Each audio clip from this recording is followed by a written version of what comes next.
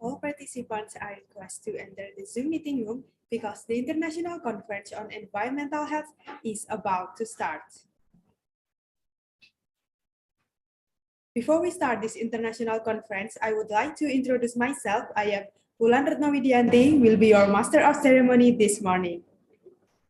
First of all, allow me to read the International Conference on Environmental Health rules. Number 1, make sure your computer or mobile device is connected to the internet. Number 2, all participants are required to dress neatly and politely.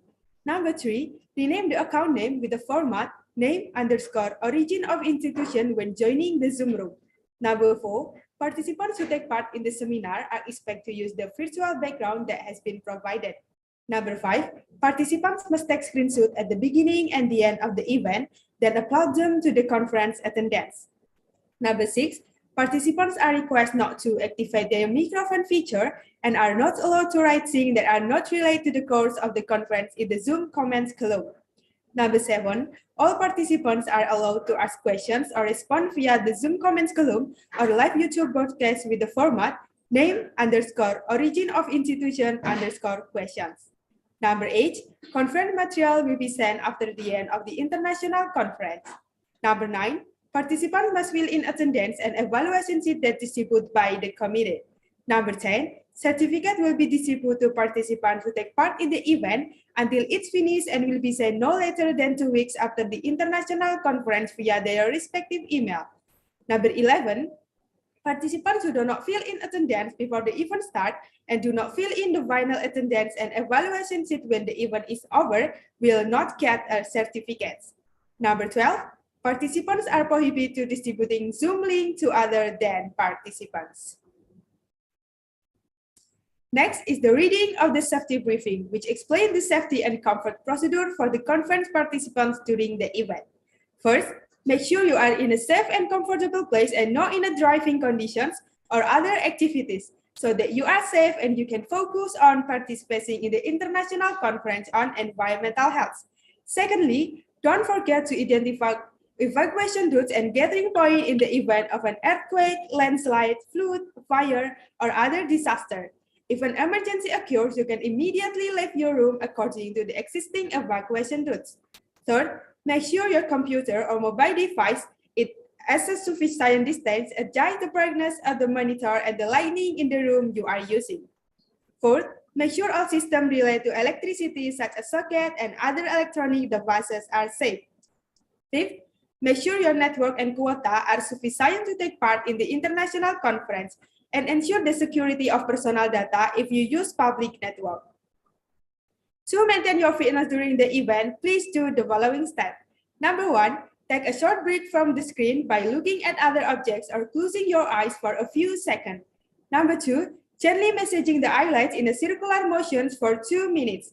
Number 3, using anti-radiation glasses. Number 4, make sure you stay hydrated during the event at this international conference. And lastly, make sure you continue to implement health protocol while participating in the international conference. This will convene the International Conference on Environmental Health Safety Briefing. Healthy greetings and keep up the spirits. Bismillahirrahmanirrahim. Assalamualaikum warahmatullahi wabarakatuh. Good morning, everyone. Excellency, the Director of Health Polytechnic of Surabaya, or those who represent it and its staff, the Honorable Speaker of the International Conference on Environmental Health, the Honorable Director of B3 and on B3 Waste Management, Directorate General of PSLB3, Ministry of Environment and Forestry of the Republic of Indonesia. As keynote speaker, Mr. Engineer Ahmad Gunawan Wicaksono, MAS, IPU, the Honorable Deputy Director and Director of Logistic and Environmental Programs for Alabama Department of Public Health, Auburn University, USA, Mr. Colonel Timothy N. Hatch, MPRS, as Speaker 1, the Honorable the Chairman of Indonesian Environmental Health Expert or HAKLI organizations, or representative as Chairman of HAKLI Waste Kalimantan Province, Mr. Professor Dr. Hayan SKM MKes as Speaker 2. The Honorable Professor and Principal Fellow, Institute for the Environment and Development, National University of Malaysia, Mr. Professor Dr. Ahmad Fariz Mohamed as Speaker 3.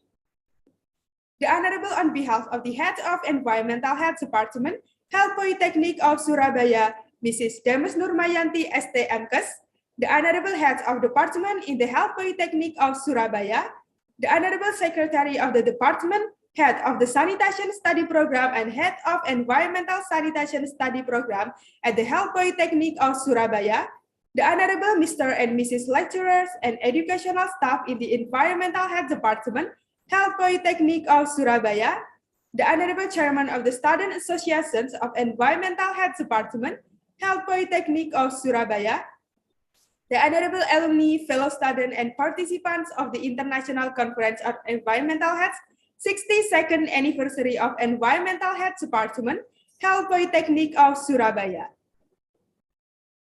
Let's thank God Almighty who has given an abundance of His grace so that we can gather on this sunny morning without any troubles. We also do not forget to always give thanks because this morning, in the context of its 62nd anniversary of Environmental Health Department, Health Polytechnic of Surabaya present an international conference with the theme, Safeguarding and Management of Hazardous Waste as an Effort to Improve Environmental Quality.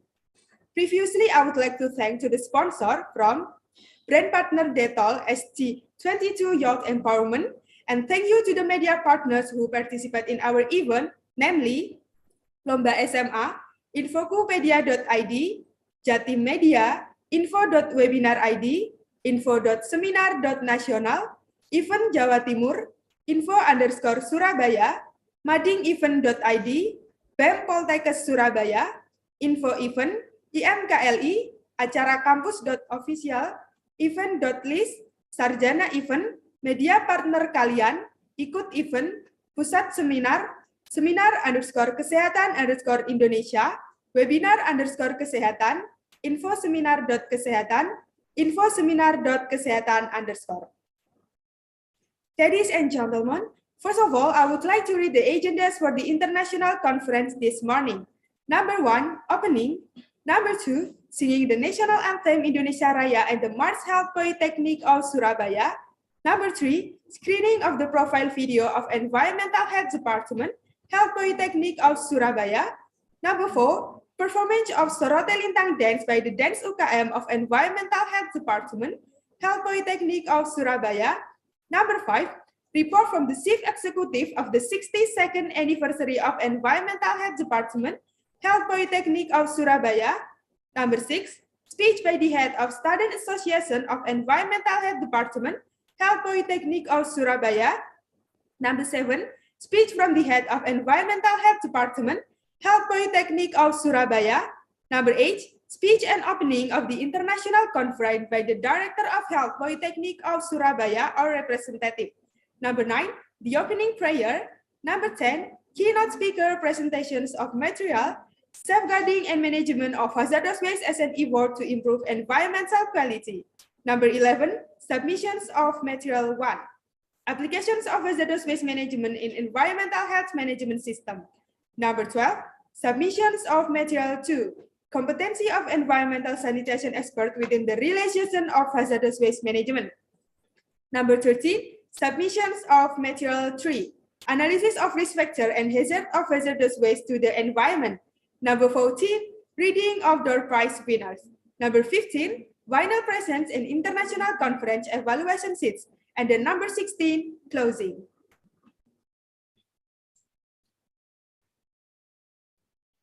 Before we move to the next event, we notify all participants to fill in the presence of the international conference that assigned by the committee in the Zoom comments column, WhatsApp group, or YouTube live broadcast.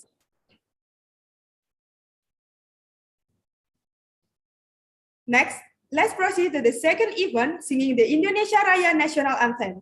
Attendees are asked to place their right hand in the first of the left side of the chest. To the committee, time is yours.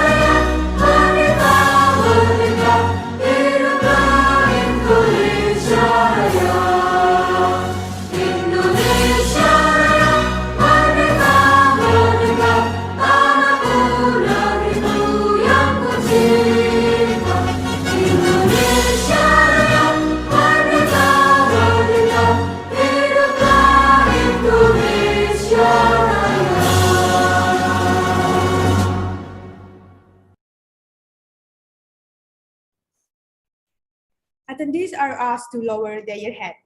The next event is singing the march song of the Health Polytechnic of Surabaya. To the committee, time is yours.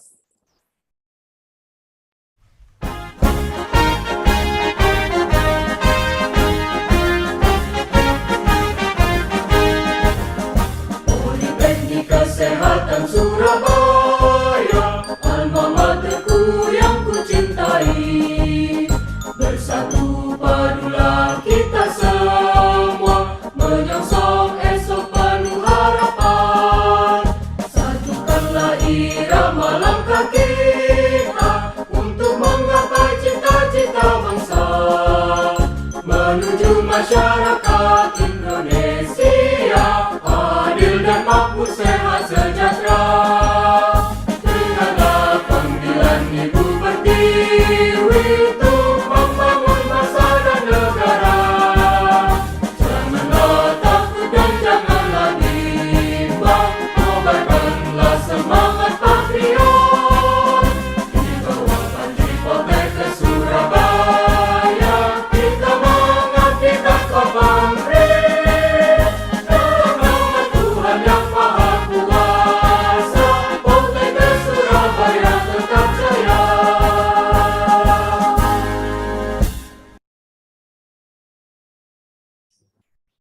Ladies and gentlemen who we are proud of, next to start the international conference, let's look at the presentations of the first material that will be delivered by our keynote speaker with the theme, Safeguarding and Management of Hazardous Waste as an Effort to Improve Environmental Quality by Mr. Insinyur Ahmad Gunawan Wicaksono, MAS IPU. Hello, good morning, Mr. Ahmad Gunawan Wicaksono. Good morning, sir. Are you there?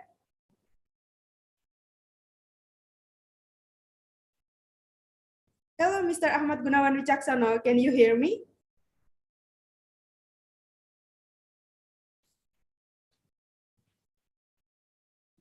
Mr. Ahmad Gunawan Wicaksono, are you there?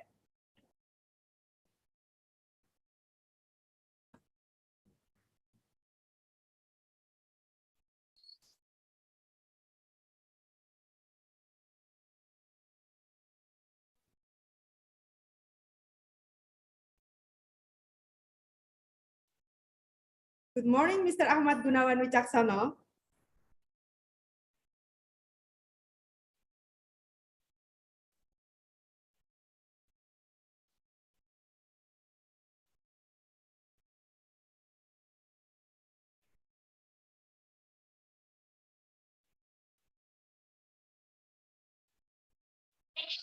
Mr. Ahmad Gunawan Wicaksono, can you hear me?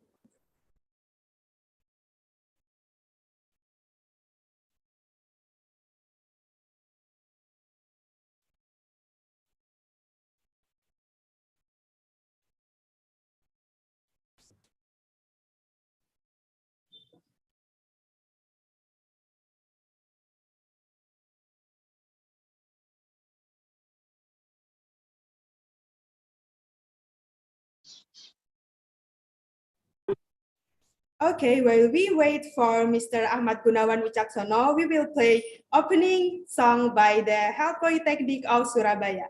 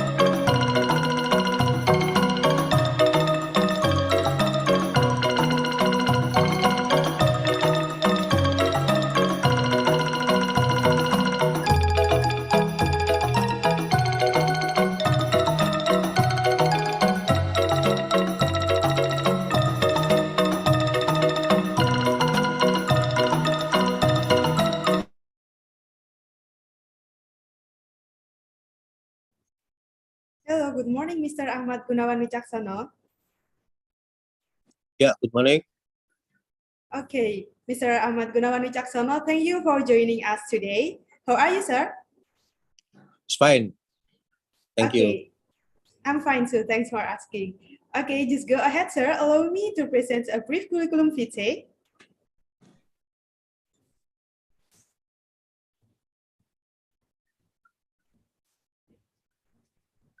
Insinyur Ahmad Gunawan Wicaksono, MAS IPU, Structural Positions, Director for Verifications of Hazardous and Non-Hazardous Waste, Directorate General of Solid Waste, Hazardous Waste and Hazardous Substance Management at Ministry of Environment and Forestry in 28 February 2018 until 2021.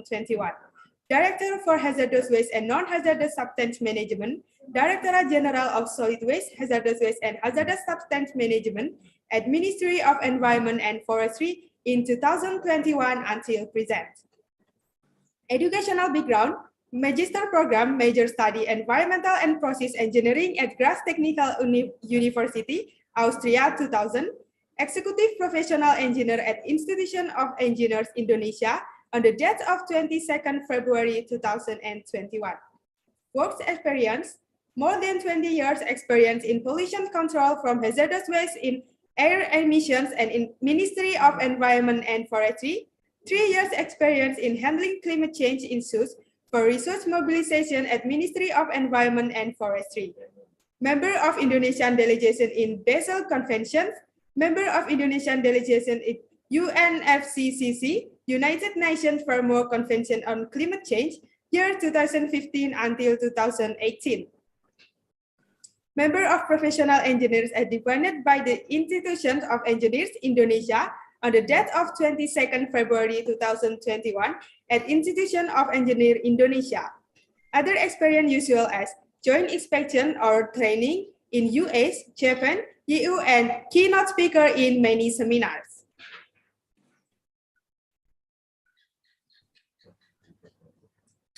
Mr. Ahmad Gunawan Wicaksono, can you please turn on your camera feature? Yeah. Okay, thank you. Okay, that was the reading of the brief curriculum vitae from our keynote speaker, Mr. Insinyur Ahmad Gunawan Wicaksono, MIS IPU. And for the next presentations of the material, to Mr. Insinyur Ahmad Gunawan Wicaksono, MIS IPU. Time is yours. Okay, thank you very much for all in this event. Again, this is I think there's a good event for all of us that we can share each other regarding with the medical waste or even safeguarding regarding with the environmental protection from the medical activity and so on. So I have a brief presentation, and if I have question, do you have a receipt from my secretary for the material? You can, yeah. Okay, so first of all, that good morning for everybody. That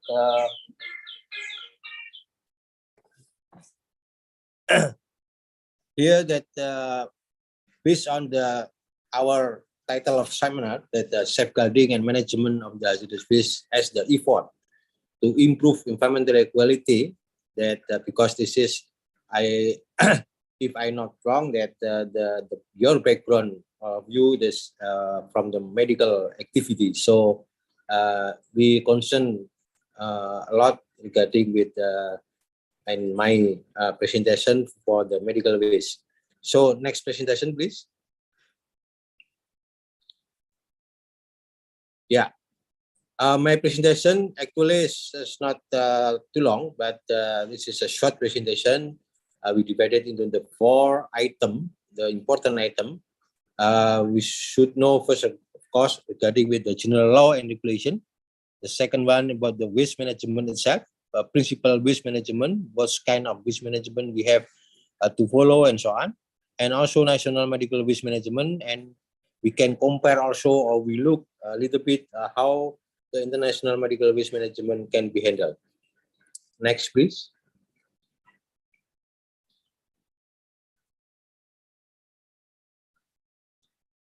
Okay, so we can look here that this is based on our database. We have a database in our system. We call it Siraja. That Siraja Limbah. Yeah, that actually the name of our database. This is the quite big database because we receive all the hazardous waste data in Indonesian area, yes, in our country. So in this country, the hazardous waste put it into the Siraja. So we can look here that during 2020, yeah, during the 2020, that Siraja note there are almost 80 million ton, 81 or 82 something, yeah, hazardous waste have been generated. So we can imagine this is quite a lot of the hazardous waste in Indonesia. Of course, this is not come from medical activity only, yeah, but this is come from others stakeholder, others activities, something like mining, energy, oil and gas, manufacture, yeah, and so on. Of course, also from health infrastructure sector, like in your activities. So we know that in this data, from the 8 million tons, what can be handled? What kind of handling, or what kinds of activity regarding with the deaths number, the use number, I would say. So we can look in here that we have some the right side, there are data 1% that will go to the landfilling, yeah, during 2022. And then 39%, this is combustion. Combustion actually usually by incinerator. That's still I would say still, what you call it, popular in our country. Yeah, that is actually that depend on the certain country. There are some country that the use of autoclave, certain country use the combustion or incinerator. So we in our country, our health infrastructure sector are still using incinerator as a priority. And the third, this is the quite important thing, utilization, 60%. If we heard regarding with the circular economy is come from this utilization. So in other countries like USCPE, United States, or maybe European Union, yeah, France, Germany, etc. Yeah, that's the European Union, or even in Japan, that waste is not waste actually. Yeah. They think that waste is a resource. Waste is a resource. It means that waste can be utilized. Yeah, can be utilized to be something that's valuable for our life. So we know that right now that if plastic waste can be utilized again, can be utilized again to be other product, yeah, like yeah, something like storage or whatever, or even shoes, yeah. Yeah, if you know that in US that plastic can be used as a baseline for the American football, yeah. You know that American football is not football in something like in UK or in our country, American football. I think you already know. You know that the all the floor, all the land or floor in the field of the American football is come from the plastic waste. So that's why we have to know, we have to change our mindset that the waste actually can be utilized to be the valuable value, valuable thing. So this is your challenge also, I think, in your activities, that from the health sector, is there any waste can be utilized again, so it's not disposed or it's not combust to be not valuable thing, but is there any waste in the health infrastructure can be utilized? This is your challenge. Your challenge. You have to think about that. So what's kind of the our waste that can be utilized again, can be recycled again, can be recovered again to be something new. This is good idea. So again, this is challenge for your for all of us. As far as know that in medical waste is a still big challenge for this. Now, in this slide, you know that utilization can be energy substitution, raw material substitution, or raw material or others. Now, so again, this will be connect to the climate change mitigation. So if we look to the environment sector, if we look to the environmental issue, we have to think globally. It's not locally. So we have to know what's the climate change itself. We have to know what's kind of our waste actually. How many waste we have to produce every day, and how we can manage it. Maybe if we talk 20, 30 years ago, it will be different. That waste, okay, this is waste is easy. Can put it into the garbage and dispose to the landfill. That's it.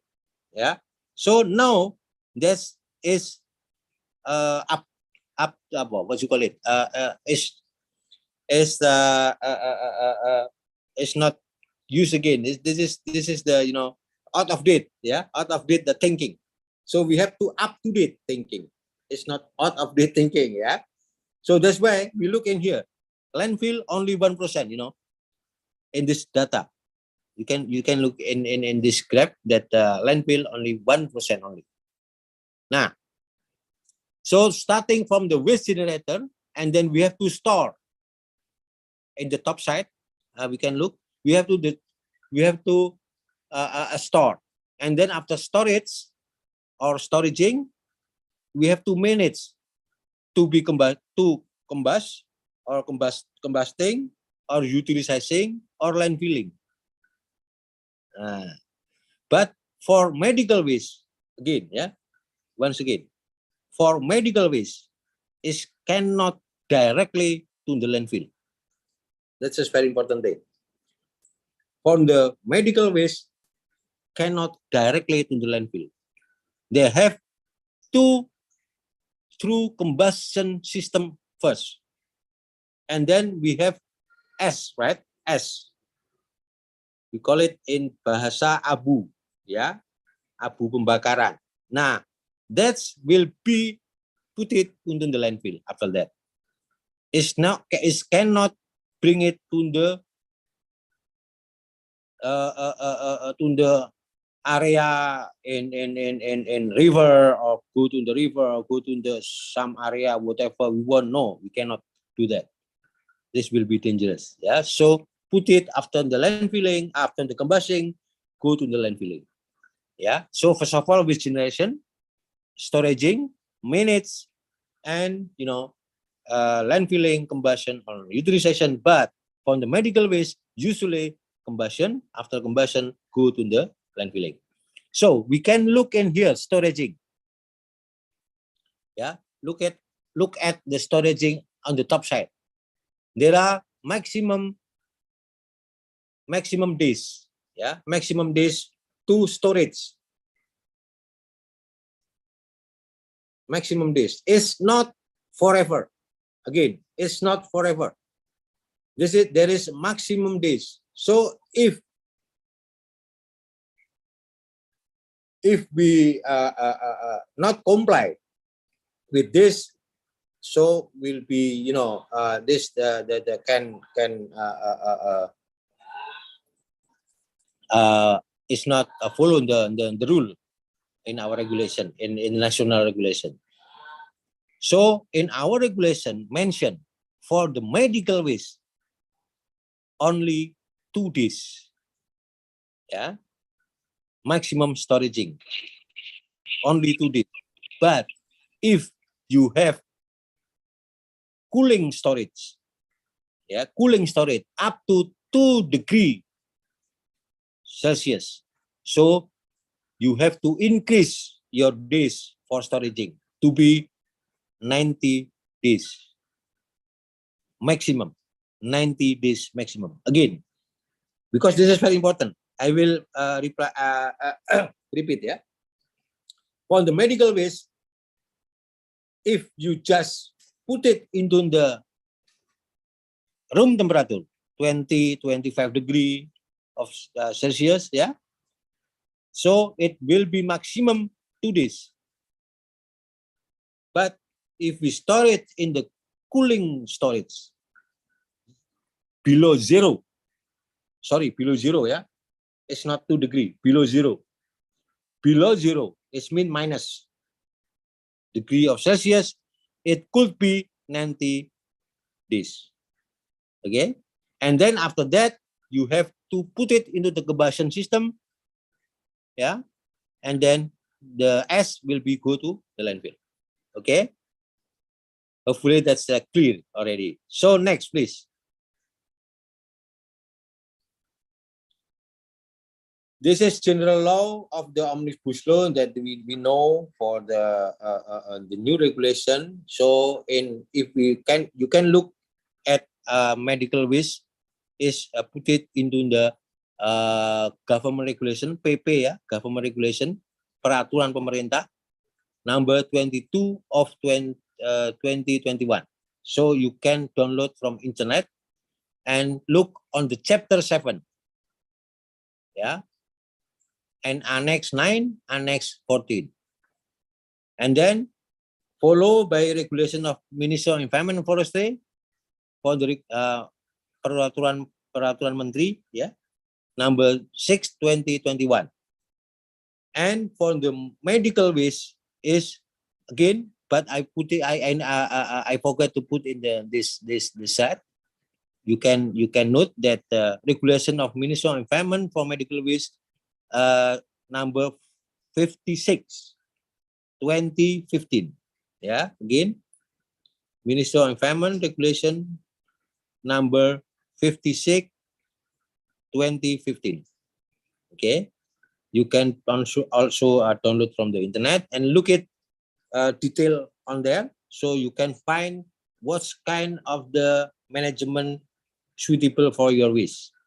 Yeah, because we don't have time, so I just give the some general information. Next, please. Yeah, what's the mean with the hazardous waste? This is a good question. Yeah, hazardous waste is the residue of our activities or industrial activities that containing hazardous substance material. Yeah, including medical waste.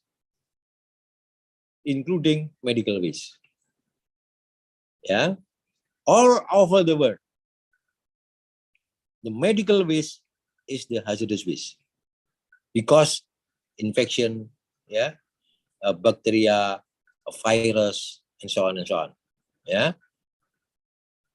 And other question is, how about the pharmaceutical waste, something like medical, what you call it, something like a syrup or maybe pill, yeah, and so on and so on, yeah. That's also put it into the hazardous waste from the apotheke, yeah, from the what do you call it in yeah, something like from the certain activities in the hospital that produce something like a chemical, yeah, in laboratorium, yeah.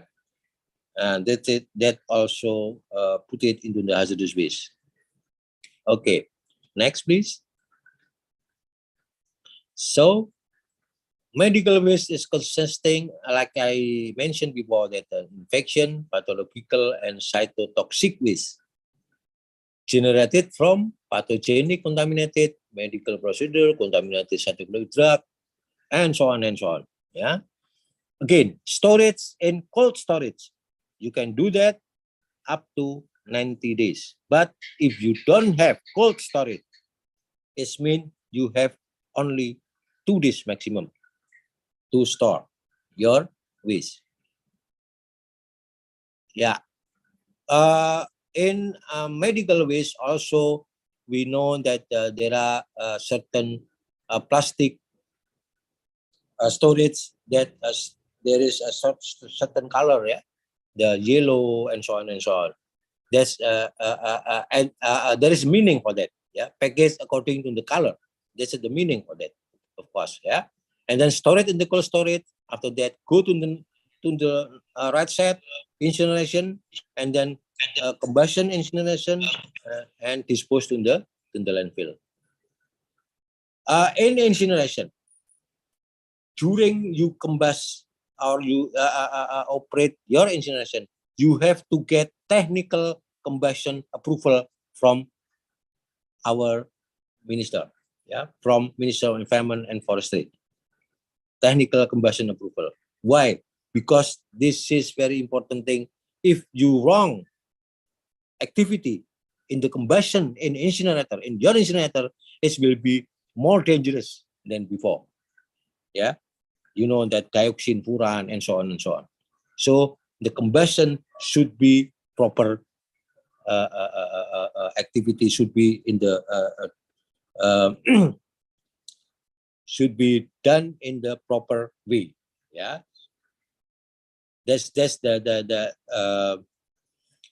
I think that also implement in our other countries all over the world. Incineration should have technical combustion approval from government. Okay, next. Yeah, this is the International Medical Waste Management from in EU. I think that in EU also there's concern about the healthcare waste management. You can read in this slide that in the graph we can look in the graph that recycling 39.2%, right? Yeah, this is the for just to figure out how the waste management can be handled in Europe, European Union. Next, last slide. This is in United States. Yeah. So you know that in United States per year produce almost 6 million tons. 6 million tons is not it's a quite big number, I would say. So this we have to be concerned, and I believe that in our country that will be higher and higher for the next years, right? So that's why we have also to be careful with handling in medical waste. That's the last question. So hopefully that this will give you the information, general information regarding with the medical waste. And thank you very much for your attention for hearing my presentation. Again, that's a success for all of you that we have to handle our environment to be cleaner, and also safer. Yeah, so we can enjoy with the good environment in our lab. Thank you very much.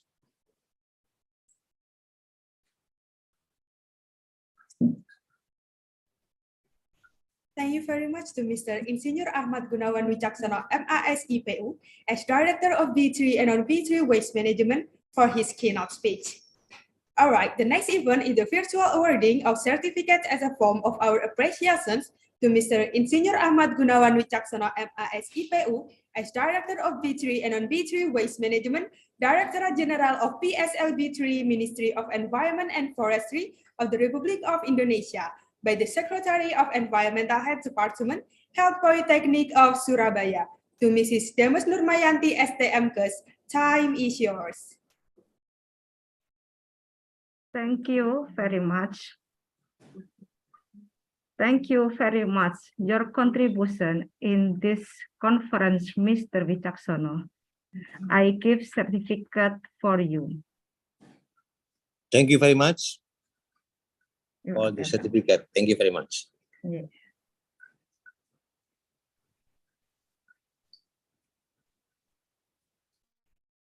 All right, thanks to the Secretary of Environmental Health Department, Health Polytechnic of Surabaya, for submitting the certificate virtually. The next program is the profile video app branch of Environmental Health Department, Health Polytechnic of Surabaya.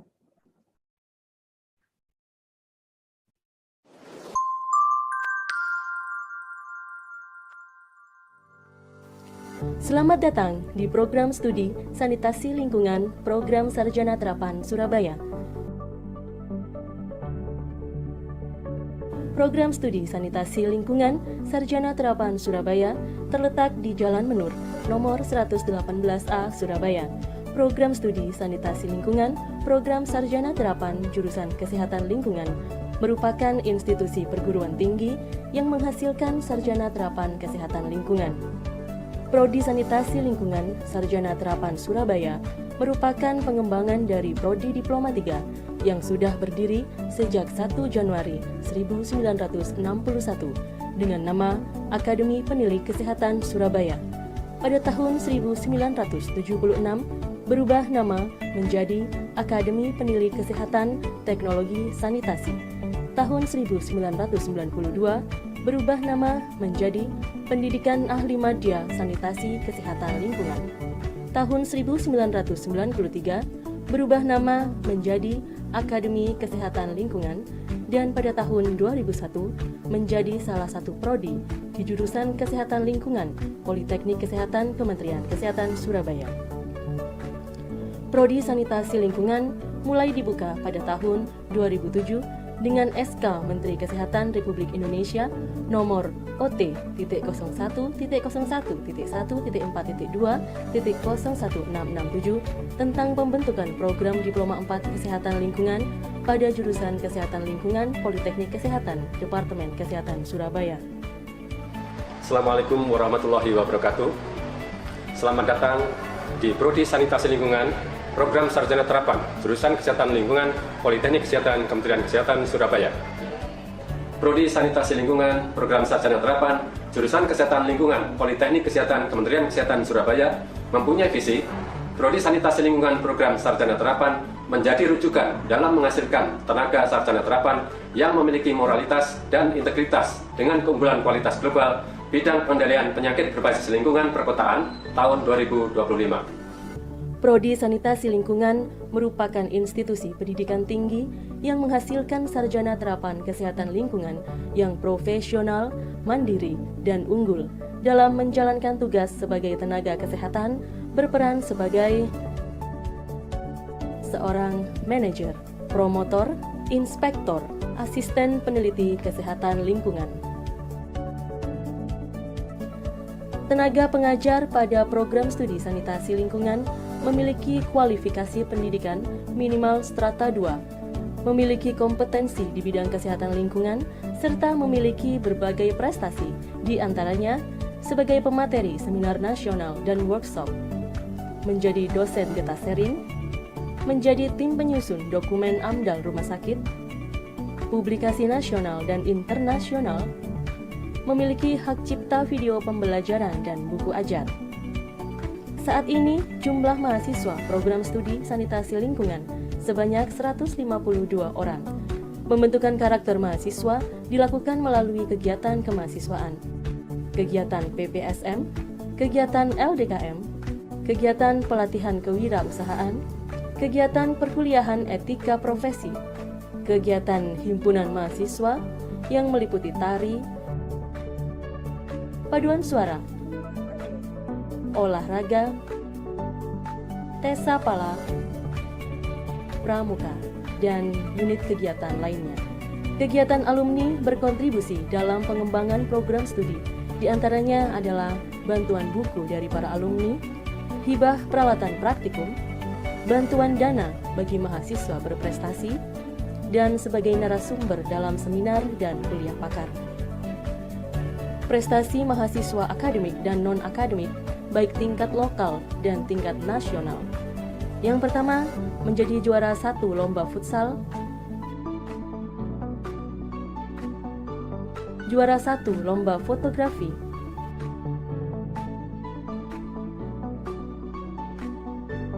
juara 2 lomba video dokumenter, juara 3 teknologi tepat guna, juara 3 musikalisasi puisi.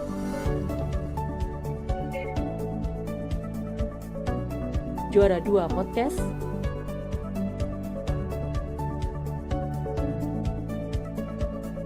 Juara 3 esai.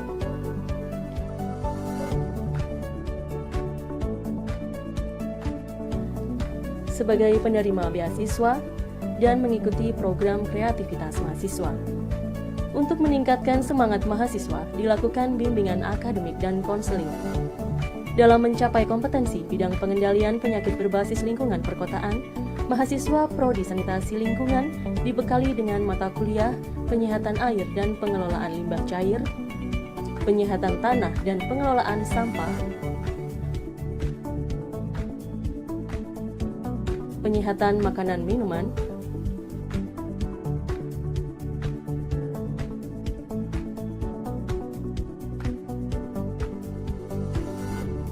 pengendalian vektor dan binatang pengganggu,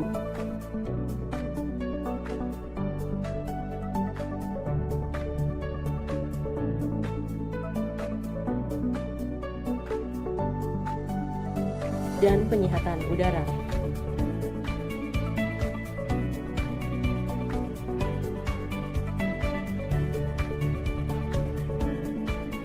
Sistem pembelajaran pada program sanitasi lingkungan meliputi pembelajaran teori dan praktek. Proses belajar mengajar sebelum pandemi dilakukan secara tatap muka dan online. Pembelajaran teori dilaksanakan di kelas,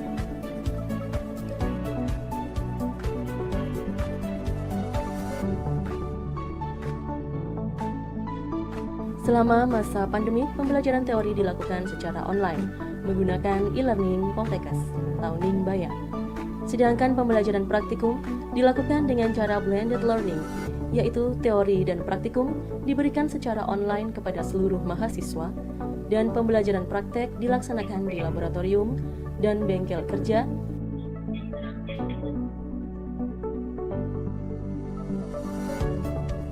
serta praktek di lapangan di lahan praktek.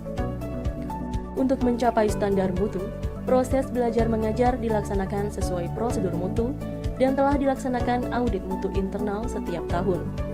Upaya tersebut dapat dibuktikan dengan pencapaian ujian kompetensi pada tahun 2020 lulus 100% dan pada tahun 2021 lulus 98,2%. Untuk mendukung proses belajar mengajar, disediakan sarana prasarana berupa ruang kelas,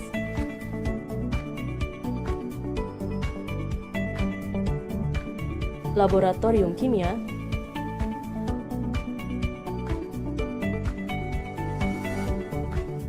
laboratorium mikrobiologi,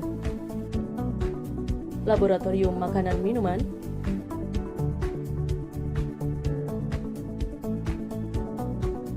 laboratorium entomologi, bengkel kerja, ruang konseling,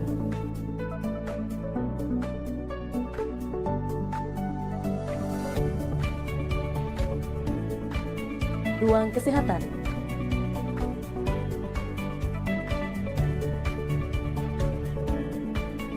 ruang dosen,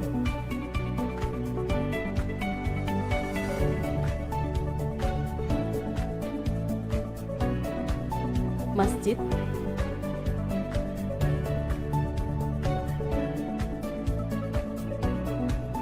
lapangan olahraga, ruang pelatihan, ruang baca,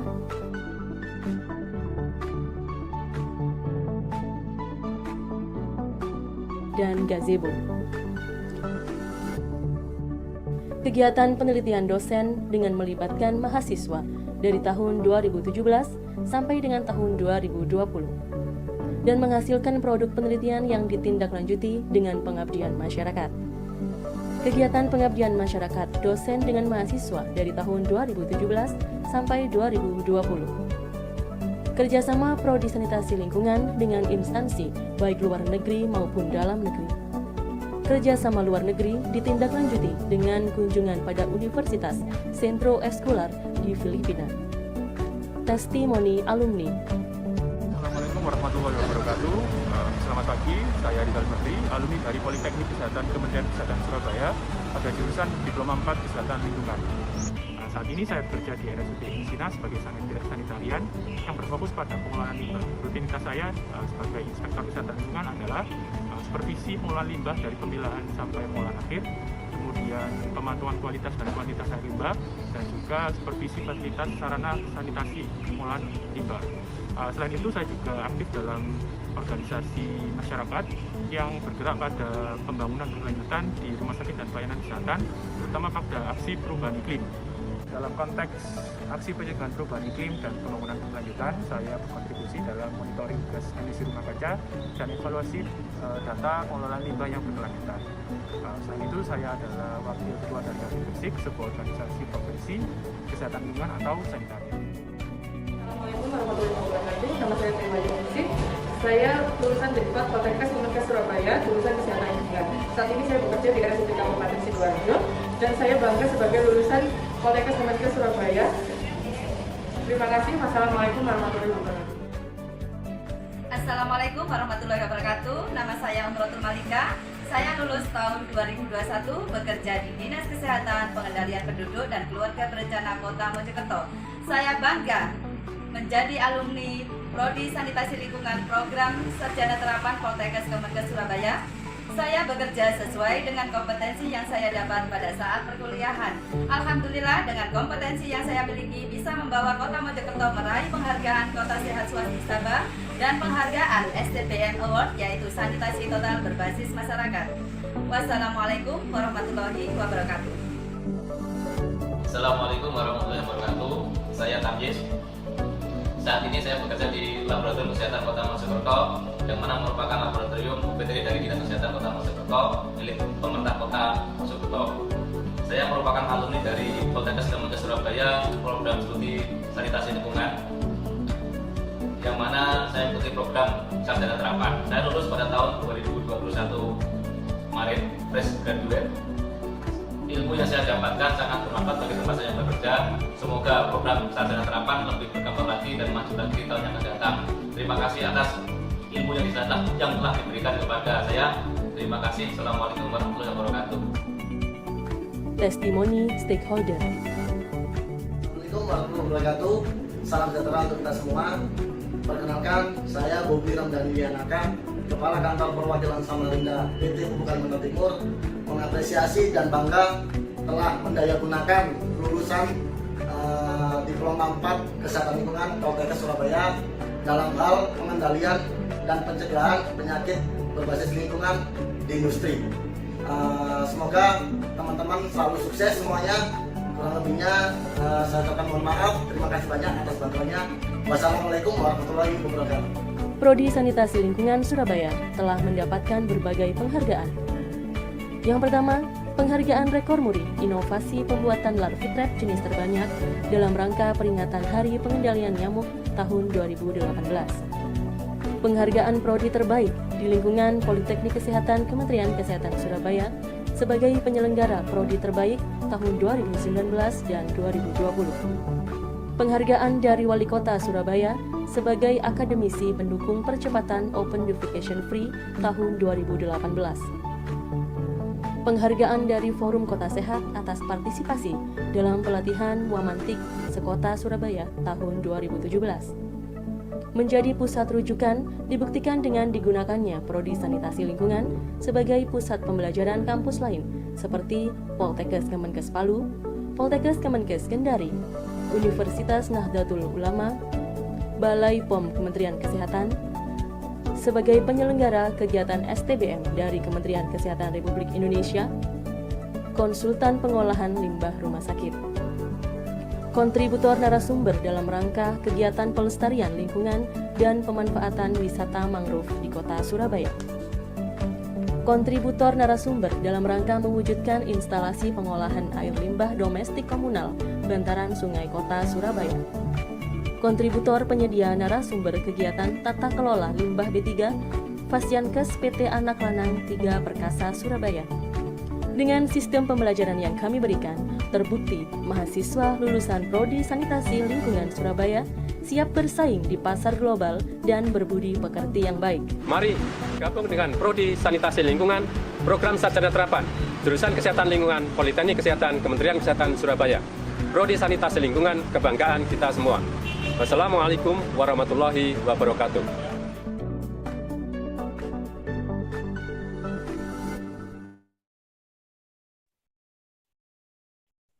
That was the appearance of the video profile of Environmental Health Department, Health Polytechnic of Surabaya. The next event is Sorote Lintang Dance performance by the Dance UKM of Environmental Health Department, Health Polytechnic of Surabaya.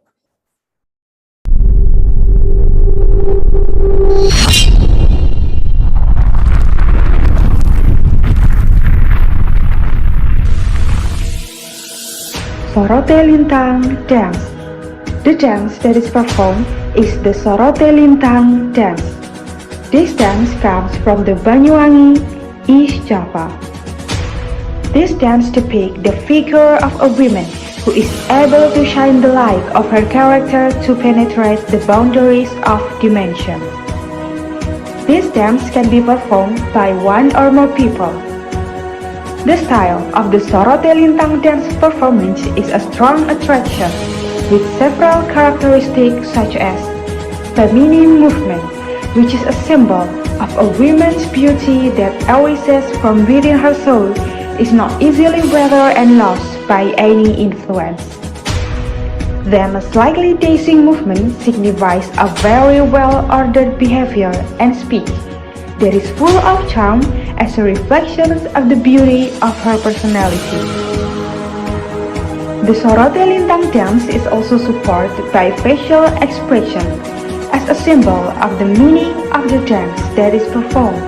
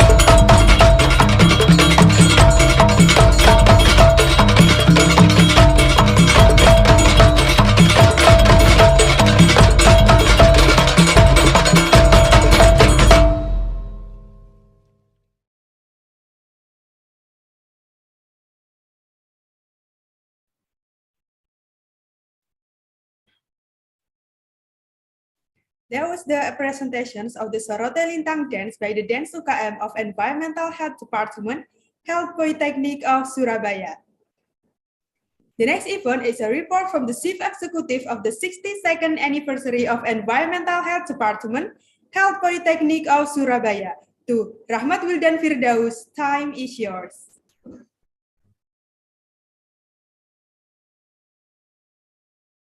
Excellency, Deputy Director 1 Polytechnic of Ministry Health of Surabaya, Mrs. Dr. Siti Nur Khalifah SKM MKes SPCOM, the Honorable Secretary of Environmental Health Department, Mrs. Demas Nurmayanti STMKes, the Honorable, the speakers will be present to the Director of B3 and Non-B3 Waste Management, Directorate General of PSLB3, Ministry of Environment and Forestry, Mr. Engineer Ahmad Gunawan Wicaksono MAS EPU, Mr. Colonel Timothy N. Hatch, MPRS, Deputy Director and Director of Logistics and Environmental Program for Alabama Department of Public Health, Auburn University, USA, Mr. Professor Dr. Hayan SKM MKes, the Chairman of HAKLI, West Kalimantan Province, as well as Professor Dr. Ahmad Fariz Mohamed, Professor and Principal Fellow, Institute for the Environment and Development, National University of Malaysia. And with the comment, we'd like to thank you, Prof. Sully, for your presence and willingness to be research person at today's international conference. The Honorable Mr. and Mrs. Lecturers who have attended today's event. The Honorable, the Chairperson of the Surabaya Environmental Health Student Association, Laili Masruroh, and my friend who are proud of the international conference participants. Assalamualaikum warahmatullahi wabarakatuh. Good morning and best wishes for all of us. Alhamdulillah, thank God, we pray for the princess of Allah Subhanahu wa Ta'ala because of his blessings, grace, and guidance, so that we can attend the International Conference of Environmental Health for the 62nd anniversary of Environmental Health with them, safeguarding and management of hazardous waste and to improve environmental quality. Distinguished guests, starting my speech, I would like to welcome you to the international conference today. This international conference presented 4 outstanding speakers, namely, the first keynote speaker was the Director of B3 and Non-B3 was Management, Directorate General of PSLB3 Ministry of Environment and Forestry, Mr. Engineer Ahmad Gunawan Wicaksono, MISIPU, who will present the material on safeguarding and management of hazardous waste as aimed to improve environmental quality. The second will present Subtem 1 from Deputy Director and Director of Logistics and Environmental Program for Alabama Department of Public Health, Auburn University, USA, Mr. Colonel Timothy N. Hodge, MPA West, who will present application of hazardous waste management in environmental health management system. The third will present Subtem 2 from the Chairman of the Indonesian Environmental Health Expert or HAKLI organization or representative as Chairman of HAKLI West Kalimantan Province, Professor Dr. Hayan SKM MKes. We will present the material competency of environmental sanitation expert within the realization of hazardous waste management. The fourth will bring Subtem 3 by Professor Dr. Ahmad Fariz Mohamed, Professor and Principal Fellow, Institute for the Environment and Development, National University of Malaysia. We will present the material of analysis of risk, factor, and hazard of hazardous waste to the environment. The objective of this event are: number 1, socializing effort to improve environmental quality by securing and management B3 waste. Number 2, introducing the Department of Environmental Health to the general public. On this occasion, allow me as the Chief Executive to report this activity as follows. This international conference was attended by around 400 participants. We would like to thank the committee members and those who have supported the implementation of this international conference so that this event can take place. Finally, if there are less pleasing, we apologize profusely. Welcome to this international conference on environmental health 2023. Wassalamualaikum warahmatullahi wabarakatuh.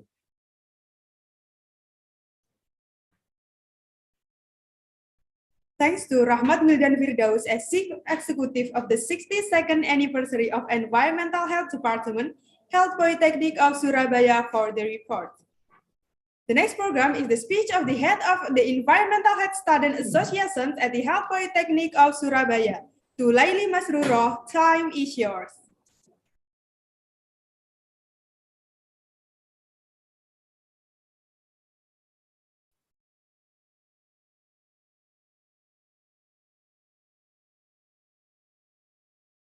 Assalamualaikum warahmatullahi wabarakatuh.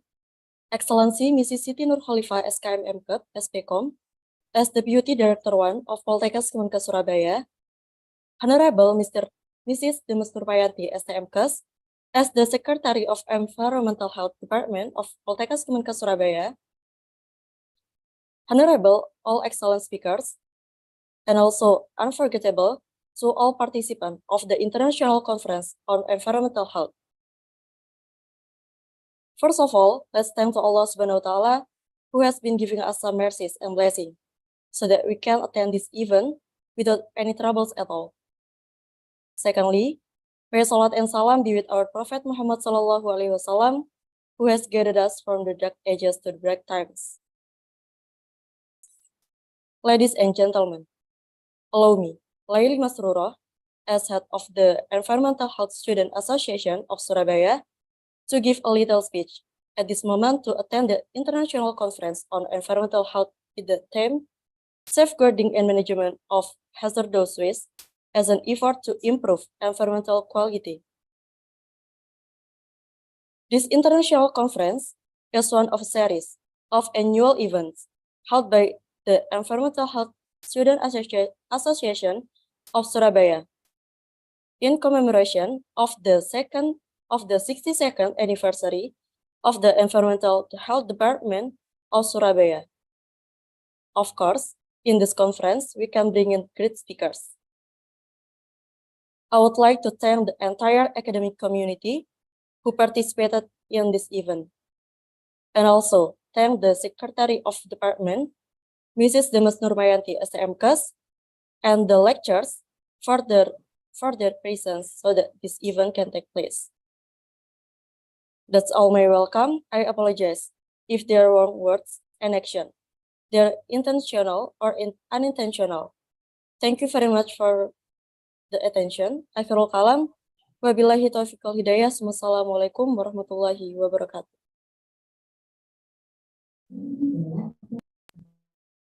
Thanks to Laili Masuro as the Head of Student Association of Environmental Health Department, Health Polytechnic of Surabaya for her remarks. The next event is a speech from the Head of Environmental Health Department, Health Polytechnic of Surabaya, our representative, to Mrs. Demes Nurmayanti STMKes as Secretary of the Department.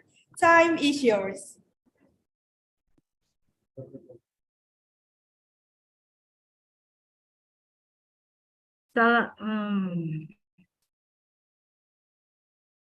Assalamualaikum warahmatullahi wabarakatuh. The Honorable Mr. Mrs. Speaker, who are extraordinary today. Thank you very much for the presence and willingness of the Director of Hazardous and Toxic Material and Non-Hazardous and Toxic Material Waste Management, Directorate General PSLV3, Ministry of Environmental for Forestry, Mr. Ahmad Gunawan Wicaksono, Mr. Colonel Timothy N. Heads, Deputy Director and Director of Logistics and Environmental Program for Alabama Department of Public Health, Brown University, USA.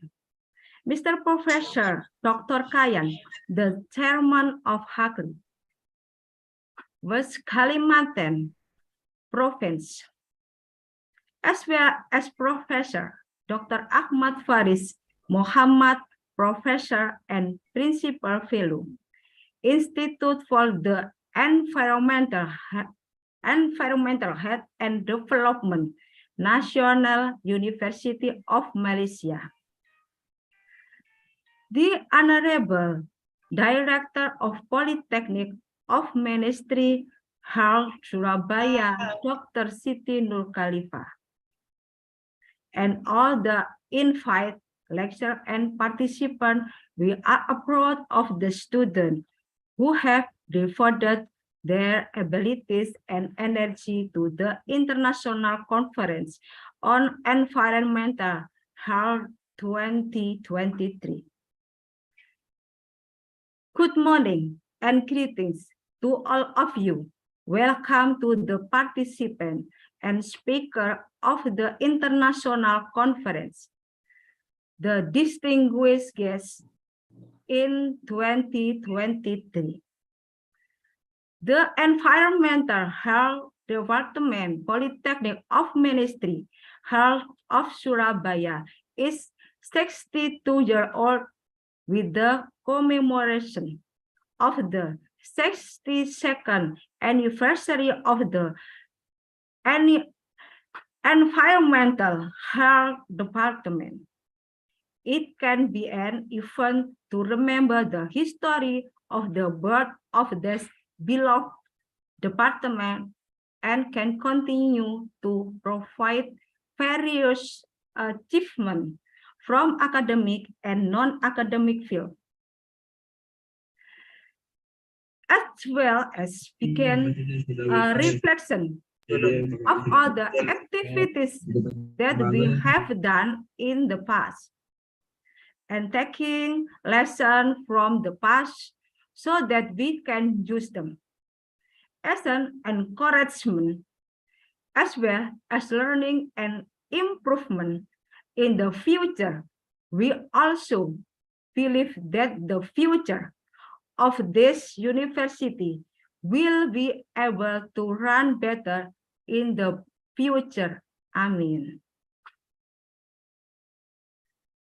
In addition to many achievements in the academic and non-academic field, various awards have also been achieved by this department, among others.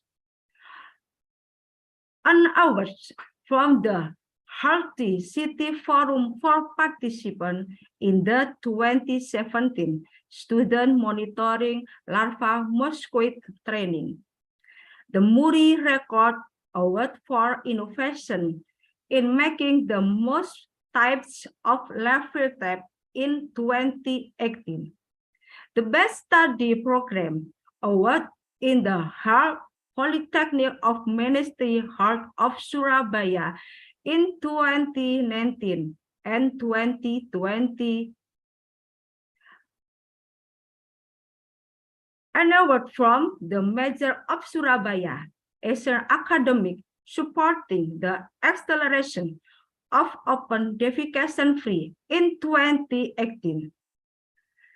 And last December 2021 received a certificate of appreciation as a contributor to stunting prevention research. On this occasion, the Environmental Health Department celebrated its birthday with a series of activities that are quite a lot and crowded. Some of these activities are joined by the faculty, council, and others are initiated by the student. One of which is by holding this academic-oriented activity. This time, we titled the activity International Conference on Environmental Health. The themes safeguarding and management of hazardous waste as an effort to improve environmental quality. I hope that by attending this international conference, we can add insight and knowledge with the material presented by the speakers. Besides, the participant can understand the material better after attending this conference, so that news, ideas, and views can be contributed to the progress of the nation. We also hope that the holding of this international conference can foster newer and fresher innovation by relying on creativity and the use of technology in the current era. We also expect that this agenda can continue in the coming years. Therefore, at least 1 year, we can exchange ideas to advance this nation to be better in the future. Lastly, I would like to congratulate you in joining the international conference on environmental health with the theme safeguarding and management of hazardous waste as an effort to improve environmental quality. We apologize if there is inconvenience in our service during this international conference on environmental health 2023. Good luck to you all. Wassalamualaikum warahmatullahi wabarakatuh. Good morning.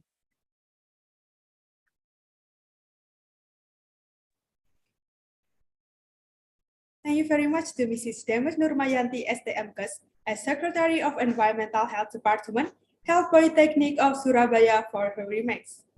All right, then it's followed by remarks by the Director of Health Polytechnic of Surabaya, or representative, as well as officially opening the International Conference on Environmental Health, to Mrs. Dr. Siti Nurkhalifah, SKM MKEP SPCOM, as Deputy Director 1. Time is yours.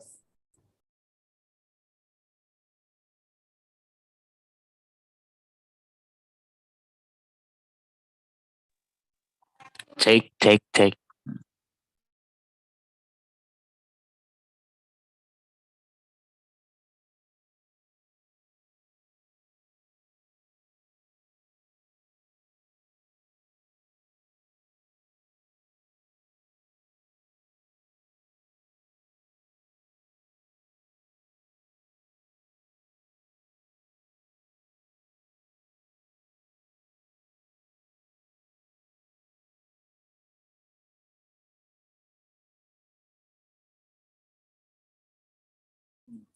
Excuse me, Mrs.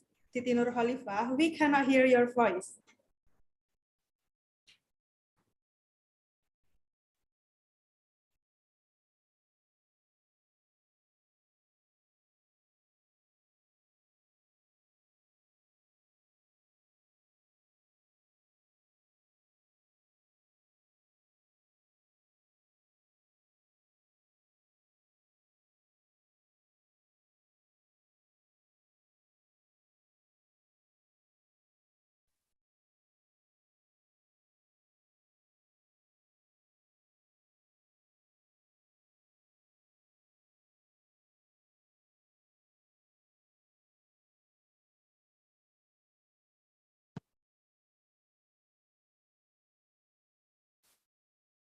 Oke, Assalamualaikum warahmatullahi wabarakatuh. You can hear me, my son? Yes, now we can hear you. Okay, thank you. Bismillahirrahmanirrahim. Assalamualaikum warahmatullahi wabarakatuh.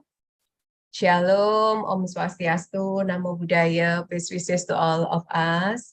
Excellency, Director of B3 and non-B3 Waste Management, Director General of PSL B3, Ministry of Environment and Forestry, Mr. Engineer Ahmad Gunawan Wicaksono, MIS IPU. We thank you still willing to attend as keynote speaker in this international conference. We would like to thank Honorable Colonel Timothy N. Hertz, BARHS, Deputy Director of Logistics and Environmental Program for Alabama Department of Public Health, Auburn University, USA. Honorable the Chairman of the Indonesian Environmental Health Expert HAKLI Organization, or representative as Chairman of HAKLI West Kalimantan Province, Professor Dr. Hayyan SKM MKes, Honorable Professor Dr. Ahmad Fariz Mohamed, Professor and Principal Fellow, Institute for the Environment and Development National University, Malaysia. Thanks also to Deputy Director 2, Deputy Director 3 for their presence. Secretary of the Environmental Health Department, Mrs. Demas Normayanti STMKes, honorable lecturers who have taken the time to attend today's event. We say good morning and welcome to the participants and resource person of the international conference. Alhamdulillah Rabbil Alamin, let us say thanks for the presence of God, give so that we can meet this morning and to send our blessing and greeting to our Lord, the great Prophet Muhammad Sallallahu Alaihi Wasallam. Ladies and gentlemen, this conference is one of a series of annual events to commemorate the 62nd anniversary of the Surabaya Environmental Health Department. This international conference, the theme Safeguarding and Management of Hazardous Waste as and to improve environmental quality. In connection with this theme, we invite keynote speakers as honorary speakers who will give remarks and mind material, and we invite several other great speakers to deliver material related to the theme. Thanks to the committee and lecturers who have guided students in preparing the 62th anniversary of the Environmental Health Department. Good job for all. I hope all participants of the international conference get useful knowledge and can implementation it in everyday life, so that a knowledgeable society will be created followed by skills that refer to development of health science and technology. So by saying Bismillahirrahmanirrahim, the International Conference on Environmental Health was officially opened. Good luck for every mental health department, Health Polytechnic of Surabaya. Enjoy this conference. Thank you. Assalamualaikum warahmatullahi wabarakatuh. Thanks to Mrs. Dr. Siti Nurkhalifah, SKM MKEP SPCOM, who has represented the Director of Health Polytechnic of Surabaya for her remarks. Before we start to the main event of this international conference, let's start with the opening prayer, which will be read by Agil Abdul Aziz. To Agil Abdul Aziz, time is yours. Assalamualaikum warahmatullahi wabarakatuh. The Excellency, the Deputy Director One of Polytechnic of Ministry Health of Surabaya, Dr. Siti Nurkhalifah SKM MKEP SPCOM, the Honorable, the Secretary of Environmental Health Department, Mrs. Demes Nurmayanti STMKes, the Honorable, the speakers who have attended today, the Honorable, Mr. and Mrs. lecturers who have been present, and unforgettable all friends of the international conference participant that I'm proud of. Before starting this event, let us for a moment bow our heads, hearts, and souls to the God to ask His pleasure for what we are going to do here. I will bring prayers according to Islam, and for those of other religion, please pray according to your respective religions and beliefs. A'udzu billahi minasyaitonir rajim. Bismillahirrahmanirrahim. Allahumma sholli ala Sayyidina Muhammad wa ala ali Sayyidina Muhammad walhamdulillahi rabbil alamin. Ya Rabbana lakal hamdu kama yanbaghi li jalalika wajhikal karimi wa azimi sultanik. Allahumma sholli ala Sayyidina Muhammad wa ala ali Sayyidina Muhammad. Rabbana walamna anfusana wa ilam taghfir lana wa tarhamna lanakunanna minal khasirin. Rabbana wala tahmil alaina isran kama hamaltahu alal ladzina min qablina. Rabbana wala tuhammilna ma la taqata lana bih wa'fu anna waghfir lana warhamna anta maulana fansurna 'alal qaumil kafirin. Rabbana ighfir lana wa liwalidayna wa li jami'il muslimina wal muslimat wal mu'minina wal mu'minat innaka 'ala kulli syai'in qadir. Ya Allah, allow us today to hold the International Conference on Environmental Health with the theme Safeguarding and Management of Hazardous Waste as and to improve environmental quality. Ya Allah, make this even a useful knowledge assembly as a sort of enthusiasm for us and beneficial for the progress of our nation. Ya Allah, inspire us with the intelligence and protect us from the temptation of the occult Satan. Ya Allah, enlighten our hearts with the light of your guidance as you have enlightened the hearts of your faithful servants. Ya Allah, open our chests and make it easy for us to gain knowledge. Rabbana atina fid dunya hasanah wa fil akhirati hasanah wa qina adzabannar. Subhanaka rabbika rabbil izzati amma yasifun wa salamun alal mursalin walhamdulillahi rabbil alamin. Akhirul kalam, wassalamualaikum warahmatullahi wabarakatuh. Amin, amin, ya rabbal alamin. All right, entering the core agenda for the International Conference on Environmental Health today. Previously, I would explain that the International Conference on Environmental Health is divided into 3 materials that will be delivered by experienced speakers in their fields. Of course, there will be several door prize categories for participants who take part in the international conference today, including participants with the best questions and the most active participants with the criteria of asking the most frequently and always turn on their camera feature.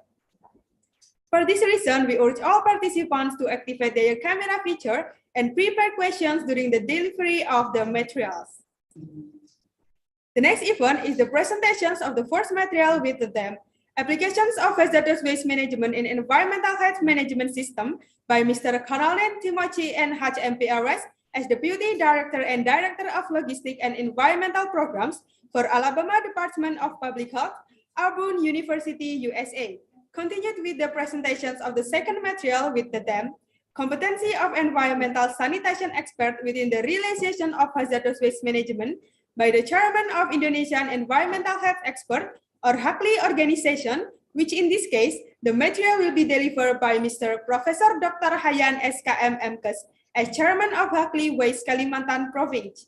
And then the third material presentations with the theme, Analysis of Risk Factor and Hazard of Hazardous Waste to the Environment by Mr. Professor Dr. Ahmad Fariz Mohamed as Professor and Principal Fellow, Institute for the Environment and Development, National University of Malaysia, which will be guided directly by Dr. Insinyur Iva Rustanti Eriwardoyo MT as the moderator.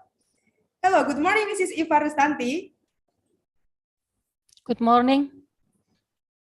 Thank you very much, Ms. Wulandratno Widyanti as Master of Ceremony. Good morning. Allow me to present a brief curriculum vitae for Mrs. Dr. Insinyur Iva Rustanti Eriwardoyo MT as the moderator. Dr. Insinyur Iva Rustanti Eriwardoyo MT is an Associate Professor of Water and Wastewater Management and Urban Sanitation at the Environmental Health Department in Polytechnic of Ministry Health of Surabaya, Indonesia. She has been a lecturer since 1996. She is also an executive member of Indonesian Water Association, a non-profit association engaged in management of water and wastewater in Indonesia. Her research interests are mainly focused on the water and wastewater technologies, urban sanitation, solid wastewater disposal, and biomaterial. Author of several international peer-reviewed publications about wastewater technologies. She can be contacted at email ivarus.eri@poltekesdepkes.sby.ac.id. All right, for the next program, I will hand it over to Dr. Insinyur Iva Rustanti Eriwardoyo MT as the moderator in the next few hours. To Dr. Insinyur Iva Rustanti Eriwardoyo MT, time is yours. Thank you very much again, Ms. Wulandratno Widyanti as Master of Ceremony. Assalamualaikum warahmatullahi wabarakatuh. Good morning, ladies and gentlemen. I am Iva Rustanti. It gives me a great pleasure to be the moderator for this International Conference on Environmental Health on Saturday, January 14, 2023, with the theme International Conference is Safeguarding of and Management of Hazardous, with in an effort to improve environmental quality. The organizer of this conference is Environmental Health Department Polytechnic of Minister Health of Surabaya. The aim of the conference is sharing knowledge, practice, and experience among experts about opportunity and challenge for all participants. Ladies and gentlemen, before the presentation begins, let me tell you how this conference will run. Firstly, the presentation of the material is parallel and every speaker will present the material for about 40 minutes. Secondly, after the last speaker, we will have a question and answer session for approximately 60 minutes. And finally, this session will be ended with the awarding of a certificate. Now, let's please welcome our second speaker, Colonel Honorary Timothy and Hatch MPA REHS. Before Colonel Hatch deliver the scientific lecture, please my co-moderator, Mr. Danny. Mr. Danny will read his profile. Mr. Danny, room is yours.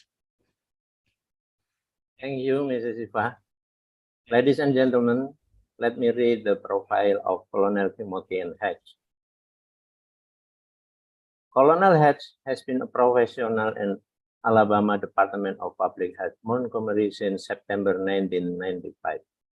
And now as a Deputy Director in the Center for Emergency Preparedness, Director of Environmental Program and Logistics, Director for the Center for Emergency Preparedness.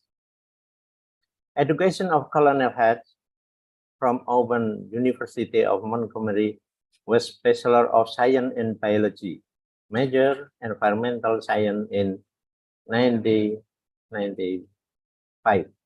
And then Master of Public Administration, emphasis in state and local government in 1999. Then Certificate of Healthcare Emergency Preparedness Professional from University of South Alabama in 2017. Finally, the professional philosophy statement of Colonel Hatch is, as a 25 years veteran of environmental and public health, I have made it my goal to learn all I can about the environmental impact on human health. I have spent the last 15 years responding to disaster across the South and have learned a lot about how environmental health fits into disaster preparedness and response. Through this experience, I believe that leadership is the key to success by bringing together those of a like mind and working collectively for a common purpose. In my field, the purpose is public health and preparing citizens for emergencies. That philosophy is very amazing, awesome, Colonel H. And it's time for the moderator to continue the presentation. Thank you very much, Mr. Dani. You're welcome. Ladies and gentlemen, without further ado, now please welcome our second speaker. Colonel Hatch will present the material application of hazardous waste management in environmental health management system for about 40 minutes. Colonel Hatch, the room is yours. Hello, and thank you. Yes. Thank you. Good morning and salamat pagi. Selamat pagi. Thank you for the opportunity, and I would like to congratulate the Environmental Health Department on their 62nd anniversary for being in existence. That's very, very admirable, and proud to know that that has been for some time. I would like to begin my presentation to let everyone know that what I was asked to present is the comparison of what we do here in the United States with solid waste debris management. We're going to discuss a lot of the different things that may be very similar to that which is being taught there at the university.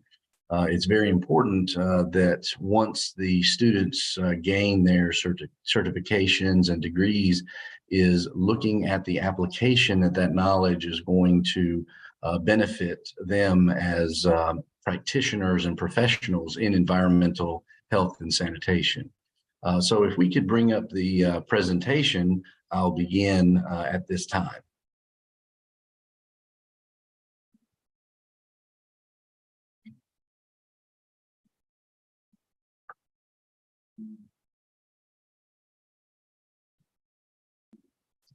All right.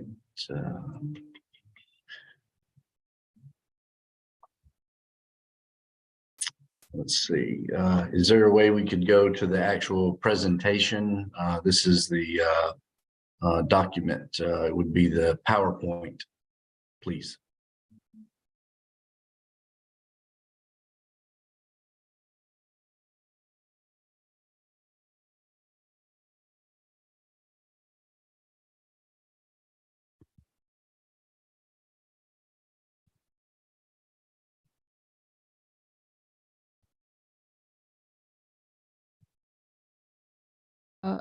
I'm sorry, Miss Colonel Hatch, we don't have your PowerPoint.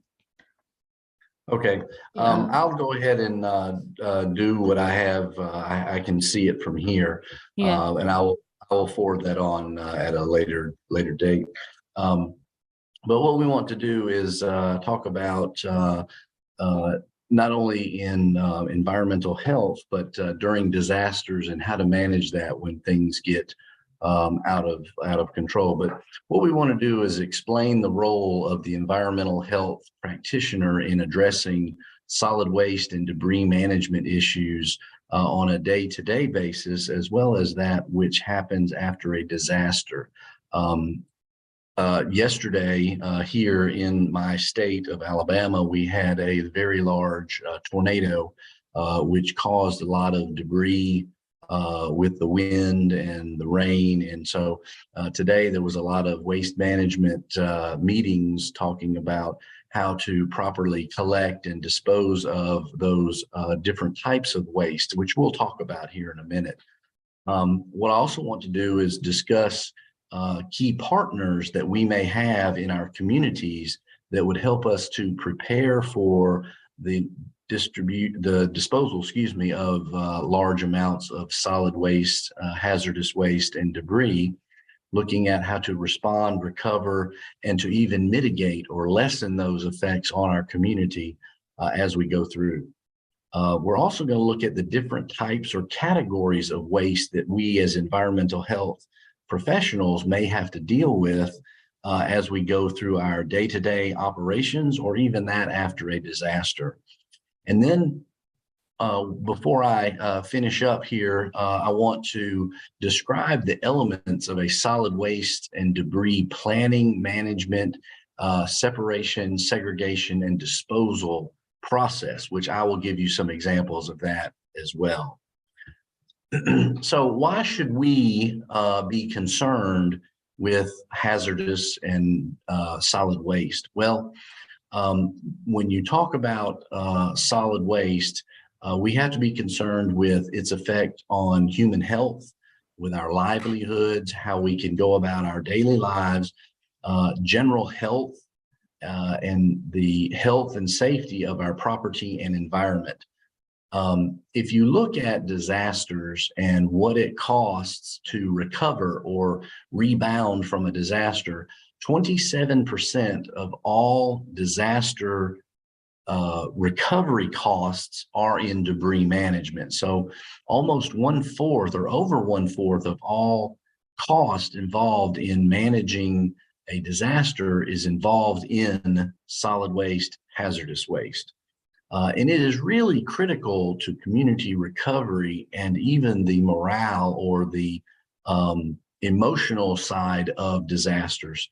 A lot of times when we have disasters here, some of the first things that you hear are people going out and cleaning up and collecting that debris and having it disposed of properly. And we're going to talk about those proper disposal methods as we go through this presentation. So what is the role of the environmental health practitioner in dealing with solid and hazardous waste? Well, our mission on a day-to-day basis is to protect life, promote public health, have our property and our belongings to be protected, and also including the environment.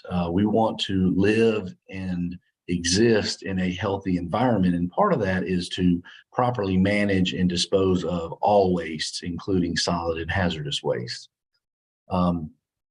We want to make sure that we can predict and anticipate some of these solid waste problems as it affects our communities. We know that every day we generate waste, and it has to be stored, collected, transported, and disposed of in a proper manner. But think about how that amount and that level of solid and hazardous waste increases after a disaster. Some of those amounts, and I've got a slide here in a minute that's going to talk about the massive amounts in what we call cubic yards. And I wanted to kind of explain the keynote speaker talked about, the American football.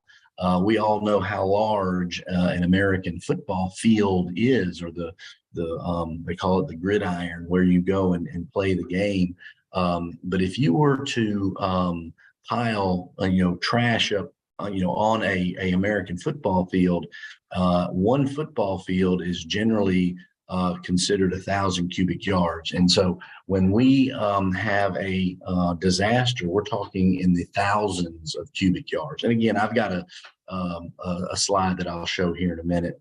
Another thing is that environmental health practitioners are the ones that are there to identify waste, what kind of waste it is. Is it hazardous? Is it green waste? So forth and so on. So a lot of our community leaders look to us as environmental health practitioners to be the ones to help segregate and safely transport and dispose of these wastes, and to help protect the public that may inadvertently come in contact with these wastes. We're there to provide information, guidance, and education to our community services, such as our sanitation workers, our garbage haulers, our parks and recreation, our land use individuals, on the proper identification, collection, management, and disposal of this waste and debris. So we are the experts. So a lot of times when these matters come to light, we should be there, one of the first to respond to these natural disasters to help show our partners and our community leaders how and where to dispose of solid waste. And then we're also there to provide guidance and information to the general public and our first responders so that they can safely be around this type of waste and debris. And we're going to talk about that here in a minute.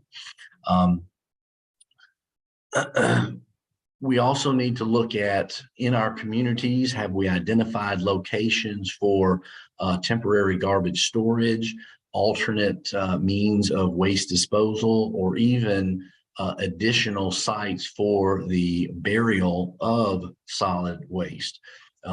Hazardous waste a lot of times must be treated or disposed of in a certain manner. And again, that's something that we're going to look into here in the next few minutes. You know, we want to help to eliminate, if possible, if not eliminate, maybe lower or lessen the threat to life and property. We want to ensure that our essential services within our communities can be restored quickly. Oftentimes that debris management helps us as a community to get back to a normal life. When you have large disasters, one of the things is if you can get your community to look like it did before the disaster by removing that waste and debris is something that helps individuals on an emotional level to get back to a better sense of living. And then we also want to look at assessing our critical infrastructure or the facilities that are in our communities to make sure that these critical facilities are not impacted by solid waste and debris. So some of the critical facilities in our community would be the power grid, the water system, the waste water system, so the sewage system, the hospitals, schools, nursing homes for the elderly. These are all very important functions of our communities, and they can and do oftentimes get impacted by waste and debris. We need to be sure and have the ability to anticipate or plan for some of these safety and health hazards that are associated with the risks of being in the same proximity or close to solid waste and debris disposal sites. Oftentimes when something happens, the first thing that citizens do is they move their waste and debris out to the street so that it's easier for the collection. But that's also where you're moving waste and debris into a larger area. And we're going to talk about some of the problems with having waste piled and collected in a single location. Oftentimes, if there is food waste, it attracts animals, which also can attract the diseases that these animals, excuse me, that these animals carry as well. We want to, like I said earlier, be that source of education and information that our community leaders need when it comes to questions about solid waste and debris. So who are some of these partners that we may have in our community? Well, over here in the United States, of course, we have our emergency management professionals, we have our public health professionals, other medical professionals, people that work in public works and engineering, such as our water system surveyors, our human services, the people that are involved in rendering service to those in need. Think about our oil and gas partners. If you have waste that's related to oil and gas, that then rolls into a hazardous waste situation. Obviously, we want to look to our federal, our national partners, such as our federal government, our military, our state and local agencies that may have some sort of assets or ability to help render services to those who are collecting and disposing of this solid and hazardous waste. We also have a lot of individuals that are involved in community or volunteer organizations. If there are groups of individuals who want to contribute to the cleanup of communities, obviously they need to be trained in proper ways to collect, handle, and dispose of solid waste so that they do not further the problem with the waste, and they also don't come in contact with something that could actually injure them. Oftentimes when we have a community organization, they have had some significant training in order to not become another tragedy or a casualty of the disaster. And then looking at private industry, I mean, are there people in your community that operate and own businesses that may be a key partner in helping to collect and dispose of solid waste? And then this day and age, we cannot count out our media, television, radio, social media. A lot of the information that we get out now comes out very quickly and on the cell phone. So using these tools, the media, to help get information out on solid waste in our communities. So let's think real quickly about the field work that is being done. Oftentimes the environmental health specialist is one of the first responders when it comes to assessing communities for their solid and hazardous waste. But we as responders need to be mindful of our own safety. Personal sanitation, when you come in contact with some of the waste and debris, can be harmful to your health. So understanding what type of waste that you're dealing with is quite important. There's a lot of physical hazards that are out there, such as down power lines, broken limbs, glass, other physical hazards that you can come in contact with. There's chemical hazards. There could be anything from chemical spills to leaks to other hazardous materials. You also have thermal stress. I know over here in Alabama right now, as you can tell, I'm wearing a little bit of a jacket. We're in the middle of winter, so it is quite cold outside. So thermal stress can be both cold and hot. So understanding your surroundings when you're out there is pretty important. Looking at dust, flying debris, unstable garbage piles as we're out there doing our assessments.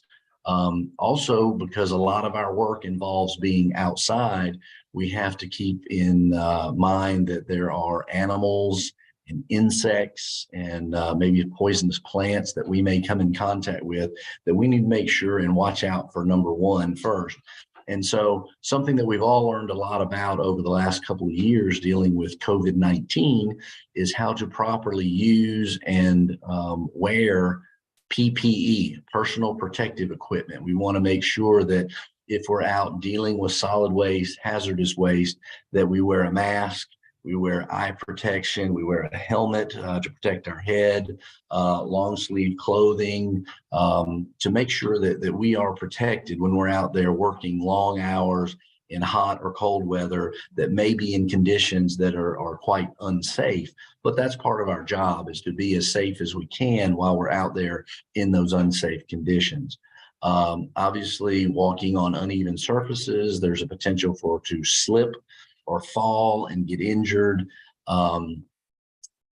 It's oftentimes difficult driving in these situations, but keeping in mind that we're out there doing a service and a job that we need to be concerned about us, okay? So let's real quickly talk about the different categories of waste. What kind of waste is out there that we may come in contact with during our normal daily operations? So probably some of the easiest is just the normal day-to-day, what we call municipal waste, or waste that is generated by any community. So that could be things such as construction or demolition type debris. So bricks and wood, drywall, concrete, plastics, those type of things that are involved with the building and tearing down of structures. We have something called green waste, which is wood or vegetation that oftentimes is involved in land clearing or in after storms when wind knocks down trees and other type of vegetation. Green waste is usually pretty easy to dispose of because it can be disposed of in several different ways. It can be mulched into fertilizer that is used to nourish other plants. It can be burned or it can be buried. But oftentimes green waste is actually, I guess you would call the good waste because it can be reconstituted or repurposed for other good uses. There's something known as putrescent or rotting waste. So if, let's say, you have a large fish kill, so let's say a body of water had some chemicals dump into it and it kills all the fish. Well, those fish have to be collected and disposed of properly. It's a pretty smelly situation, but putrescible or rotting waste needs to be handled carefully. Here in the United States, we grow a lot of chickens, and in these chicken houses, oftentimes, if it is a temperature situation, maybe it gets too cold or too hot, maybe there is an air circulation problem. We have occasionally a lot of poultry or chickens to die. And when that happens, we have to collect and handle them properly because they are rotting or putrescent waste. If you think about grocery stores or places to go buy food, if there's any problem with their cooling system and the food begins to spoil, those type of situations is where we're having this rotting food, and it too needs to be handled properly. In our very industrialized society, we have something called white goods and electronic or e-waste. We've got to be very mindful that these white goods oftentimes are appliances such as refrigerators, freezers, washer machines, dryers, those type of things. And they have a lot of heavy metals. These heavy metals, if not handled properly, could contaminate soil, contaminate water, and come in direct contact with individuals. Some of our cooling units, such as refrigerators and freezers, have thermostats that are operated by mercury. And this mercury is quite hazardous and should not be handled by unskilled professionals. But if for some reason that unit becomes broken or ruptured, that mercury can leak out and become part of our environment, which then can affect direct human health. So it's important for us as environmental health to identify and instruct that those be handled properly. Also with electronic or e-waste, nowadays it becomes probably just as cost effective when your television or your computer monitor breaks to just throw it away and go purchase a new one, because the way our electronics are now so inexpensive, it's probably easier and maybe oftentimes cost effective to just purchase a new one.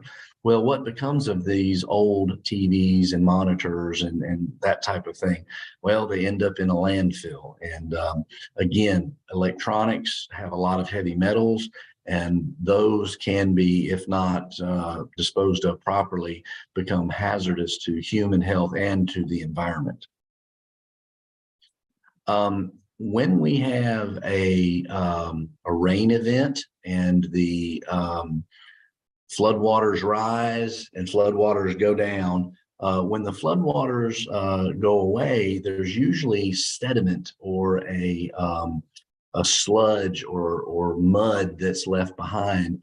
And in that mud is a lot of hazardous materials.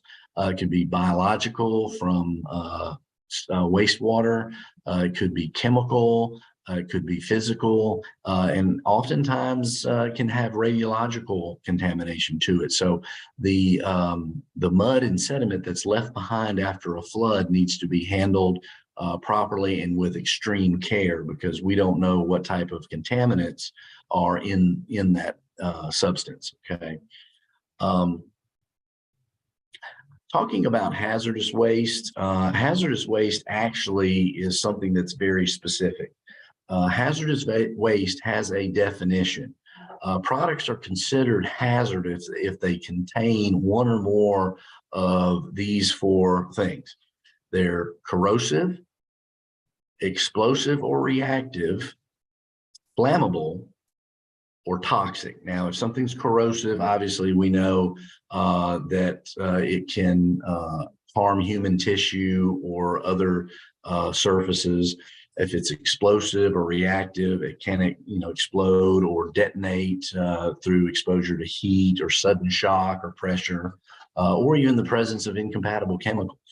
And then if something is flammable, it's also hazardous. So if it would ignite with a spark, and then of course toxic can be a myriad of things, but it's capable of causing injury or death through ingestion, inhalation, or just absorbing it through your skin. So that's what constitutes those four things. If it's one or more of those, it's considered to be a hazardous waste.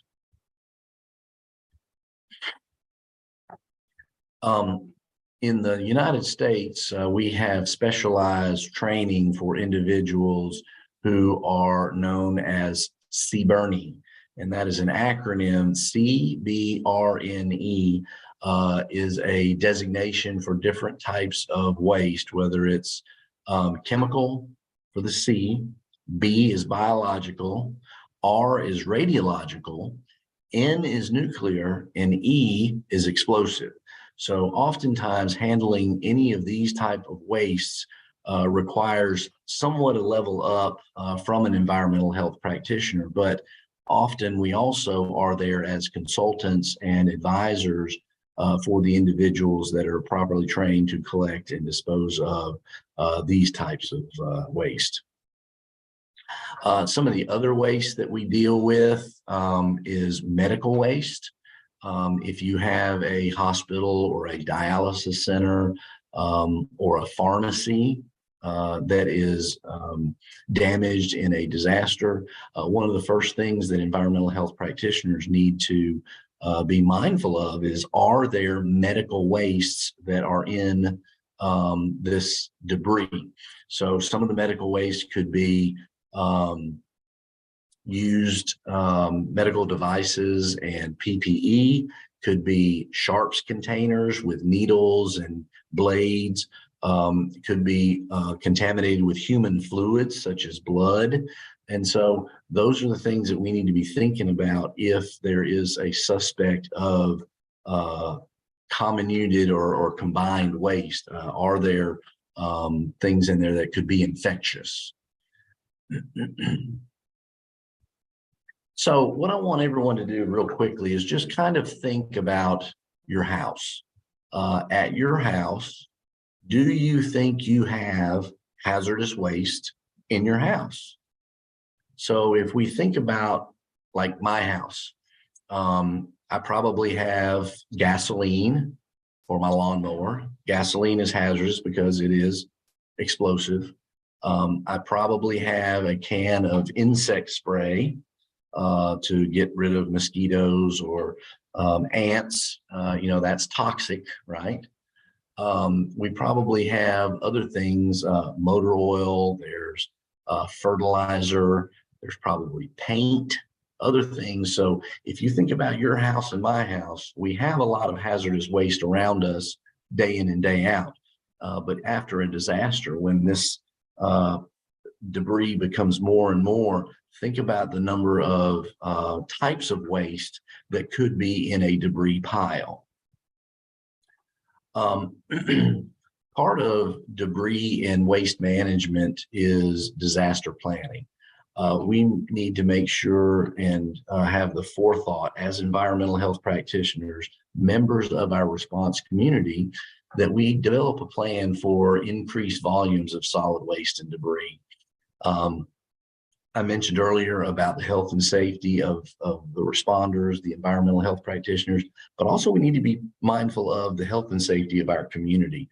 When individuals begin to clean up after disaster, first thing everybody wants to do is to grab a shovel and a broom and a rake and get to work. But do they have the proper protection to protect themselves while cleaning up debris? Are they moving and disposing of debris in a proper and safe manner? That's where we come in as the experts in understanding solid waste and debris management. Are the resources already there in your community to help with this debris management? And we want to look at ways that we, as the professionals, can estimate debris. Now there's different ways that we can estimate how much debris is needed. Is it a truckload? Is it 10 truckloads? Is it 3,000 truckloads? There's different ways that we can do. We can do visual observation and detailed data collection on the ground. So if you have a tape measure or a yard staff or anything like that, we can estimate by being on the ground in the debris pile. But again, we said earlier that often being on the ground poses hazards to the responder and to the community. We can use something that we've seen here lately that's very impressive, is the use of aerial or satellite photographs to estimate a before and after. I'm sure we've all used Google Earth. Often Google Earth after disasters is very quick to help local governments to estimate the damage, and part of that damage is estimating the amount of debris that you have to deal with. The use of drones has become very important because it allows visual inspection without having individuals actually in the hazardous areas, and the drones can fly, over the debris field and kind of help let responders know how much, what type, where it is, and what methods and how much debris we have to dispose of.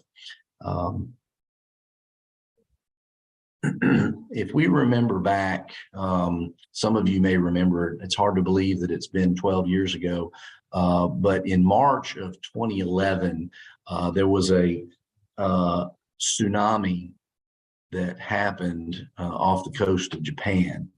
And I know there in Indonesia, you all suffered through the Banda Aceh tsunami. So tsunamis are very impactful, but the one that made international news was the one that hit Japan in March of 2011, that hit the Fukushima nuclear plant. And so not only did it have a flooding problem, both in Japan down to Indonesia, China, but also across our way to the west coast of the United States. It estimated that when this tidal wave hit and damaged the nuclear power plant, water was contaminated, land was contaminated, and the air was contaminated all at once. And we had debris wash up as far as California from that. So understanding that some of that was radiological, there was a lot of heightened concern about the handling and disposal of that debris. To give you kind of an idea of how much debris was generated in that, there was over 5 million tons of debris just from that one tsunami that was swept into the ocean. Some of the other notable disasters that have happened that may be of remembrance to you all is in 2001, 9/11, the World Trade Center caused about 2.8 million cubic yards of debris. We had a very large hurricane here known as Katrina that happened in 2005, was about 110 million cubic yards. And then in Haiti in 2010, there was 31 million cubic yards. All of these were natural disasters, except of course the World Trade Center, which was a terrorist act. But anytime a disaster happens, you can count on a large amount of solid waste and debris.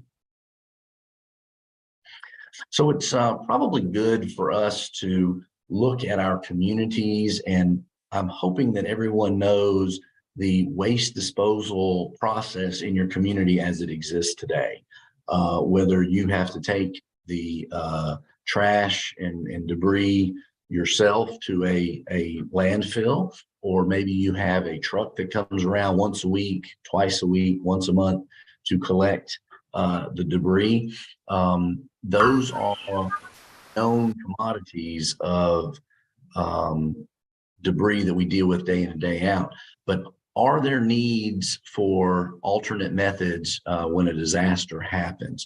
Do we have to have more facilities? Do we have to have alternate sites to store and dispose of this debris? Are there permits that are needed? And what about the site restoration plan after these temporary sites are used? All these are environmental health functions.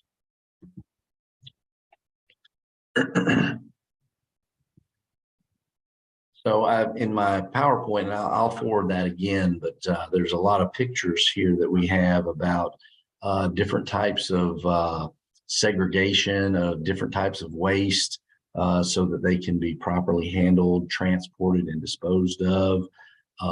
Talking about curbside or community collection that can be done. And then when you have something called mixed debris collection is something that we need to look at, that all types of solid waste and debris that's piled into one general location makes it very difficult to segregate out once it's done. So ideally, we would want to segregate out the waste before it is piled. What that does is it helps, it's more convenient for the citizens. It helps in your recycling and waste reduction efforts. And it helps with operational and disposal costs. So if there's a little bit of planning and community involvement, it's quicker and it's cheaper. So that's always good for everyone involved. And when you do separate and segregate different types of debris, you want to separate by material type. You want that to be as an efficient process as possible so that these items, if they can be recycled or reconstituted or even reused, we want to make sure and do that. And also there's something known as salvage value. There's a saying over here in the United States that says, one man's trash is another man's treasure. So there is some value in items that can be recycled or reused, in that it doesn't just show up in a landfill and causes a space issue when you're disposing of debris.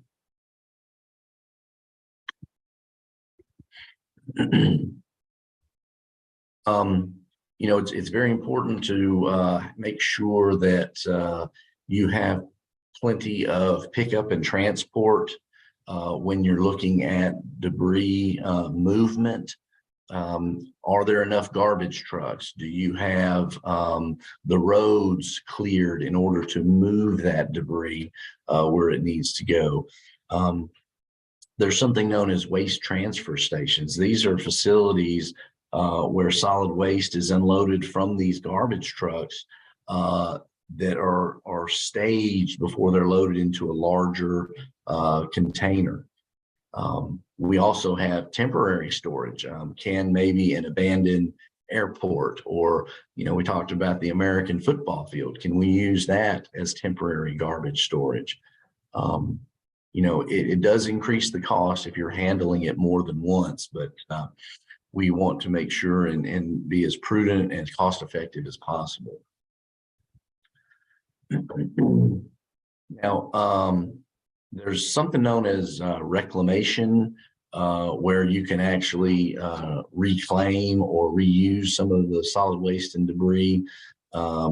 what you want to do is to decrease the footprint, make a large pile smaller. So how do you do that?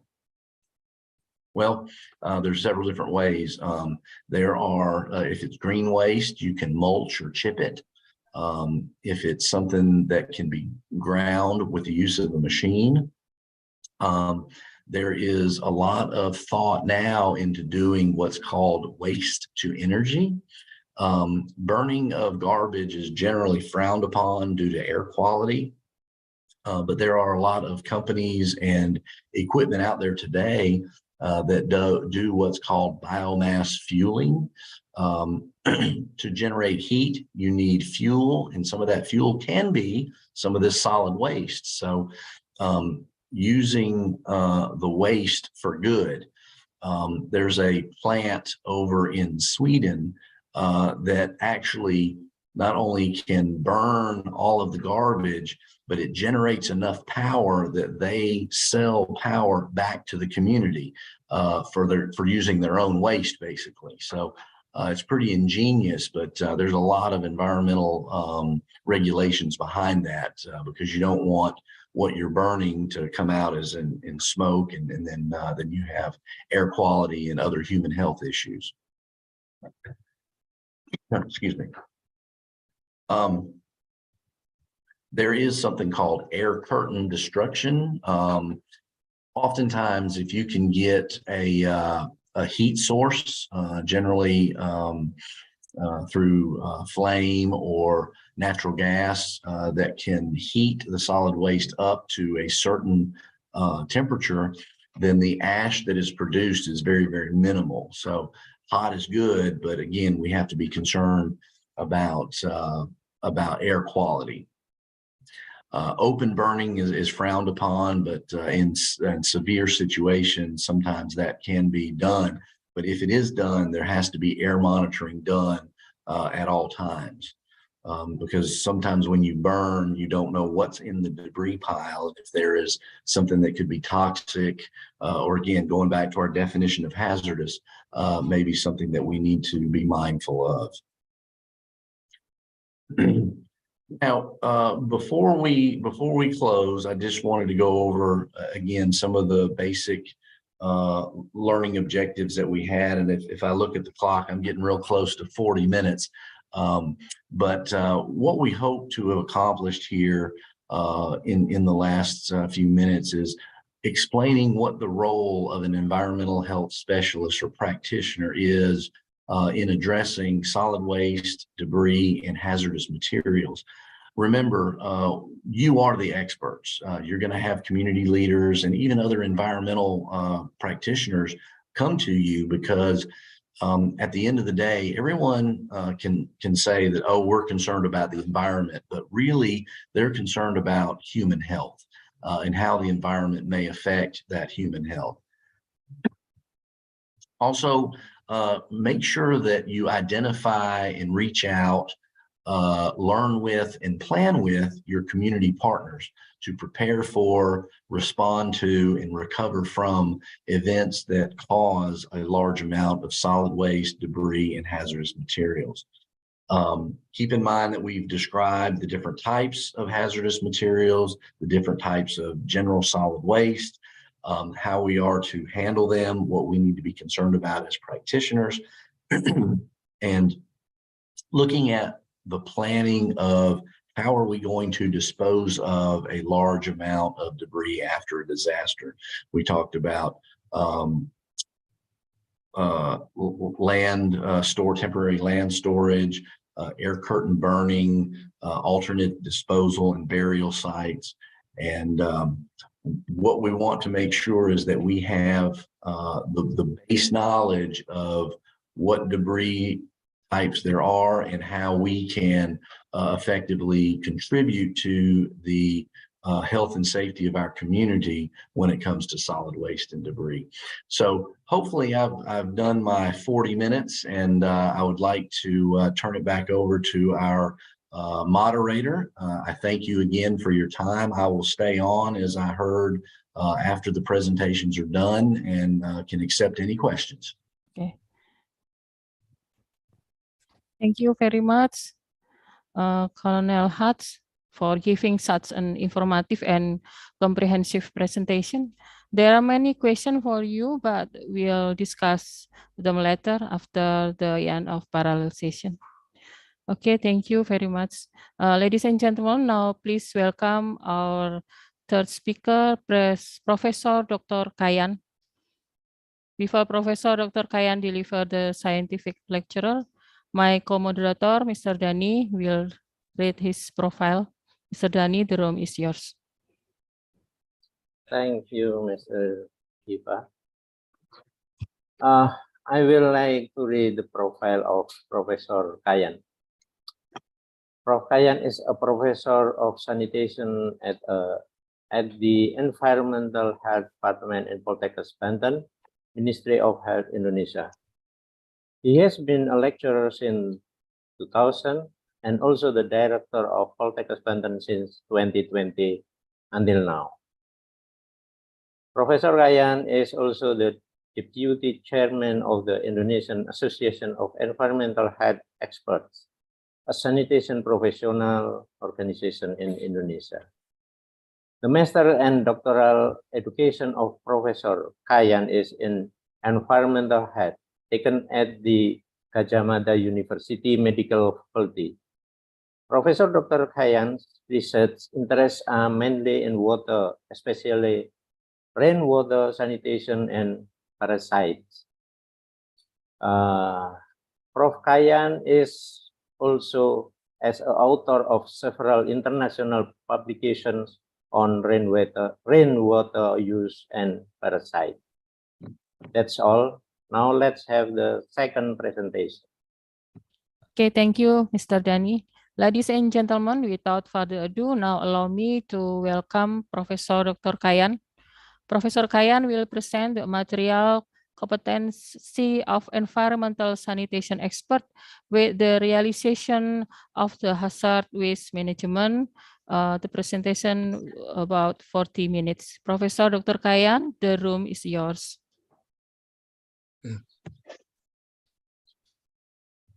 I ask share screen from committee. Okay, committee, please share the screen, the PPT. Okay.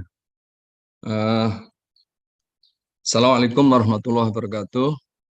Waalaikumsalam warahmatullahi wabarakatuh. Alhamdulillahirabbil alamin wassalatu wassalamu ala sayyidina Muhammadin wa ala alihi wa sahbihi ajmain amma ba'd.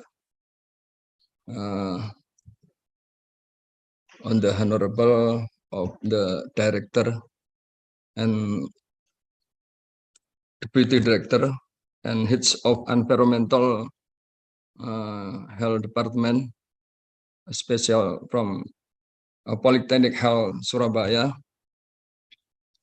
and on the honorable source of the speaker, Mr. Colonel Timothy and heads MPH from Department of Public Health, Auburn University, USA, and Mr. Professor Dr. Ahmad Fariz Mohamed from National University of Malaysia, and all of the participants in the international webinar in the Department of Environmental Health, Polytechnic Health Surabaya. Thank you very much, special for moderator Ms. Eva. And I will be a presentation about competency of environmental sanitation expert with the relation of the hazardous waste management.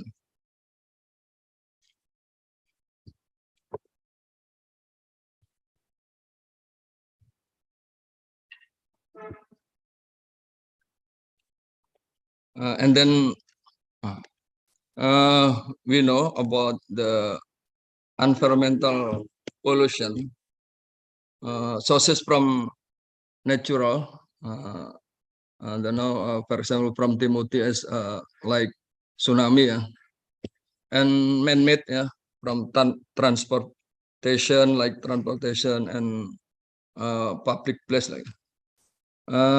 We can product about waste, a special hazardous waste, like liquid, gas, solid, and energy. If the earth products the environmental pollution like carbon dioxide can be greenhouse gas and prevent us from the escaping in space or atmosphere, so that we can to effect of global warming. Global warming, we can to effect of higher temperature like that, and more heat wave, and rising sea level and a warming ocean. Continue. Continue.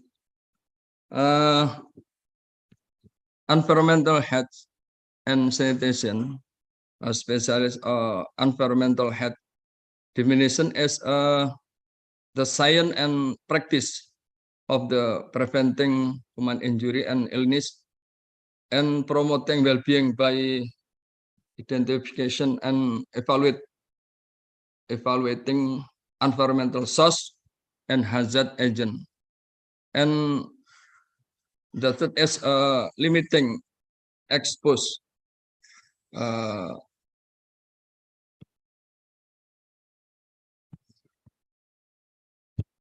to hazardous physical, chemical, and biological agent in air, water, soil, food, and the other environmental media or setting that may adversely affect human health from the national environmental health.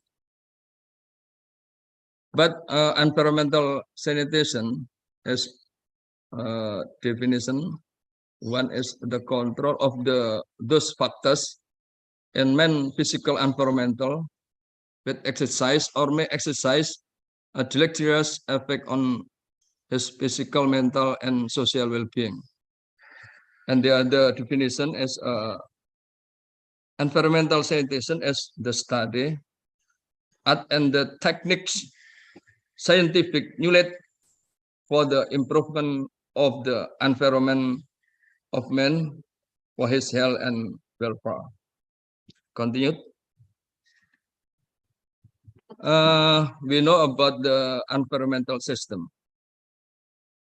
Environmental system, there are five components, and first is human activity. Human activity, special in the residential, workplace, public place like recreation and transportation, will product about residual and waste like solid waste, liquid waste, gas waste, and energy. So the residual and waste can product about environmental hazard. Environmental hazard is like chemical, physical, and biological. Environmental hazard from chemical like poison, toxin, allergen, and irritant. So that from environmental hazard can be affect to like spot system, like energy, geophysical, biological, and will environmental and social. Continued. All of participant of the webinar international of environmental health, how the environment impact our health. How the environmental impact our health.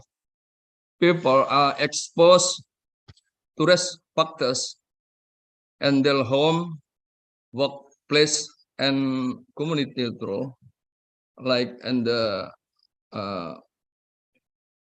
will environmental, agricultural practice, occupational risk, and so on. So the all of place we product or hazardous waste. Continued. Saya sudah. Yeah, continue. All of participants, there are three models of environmental health treatment.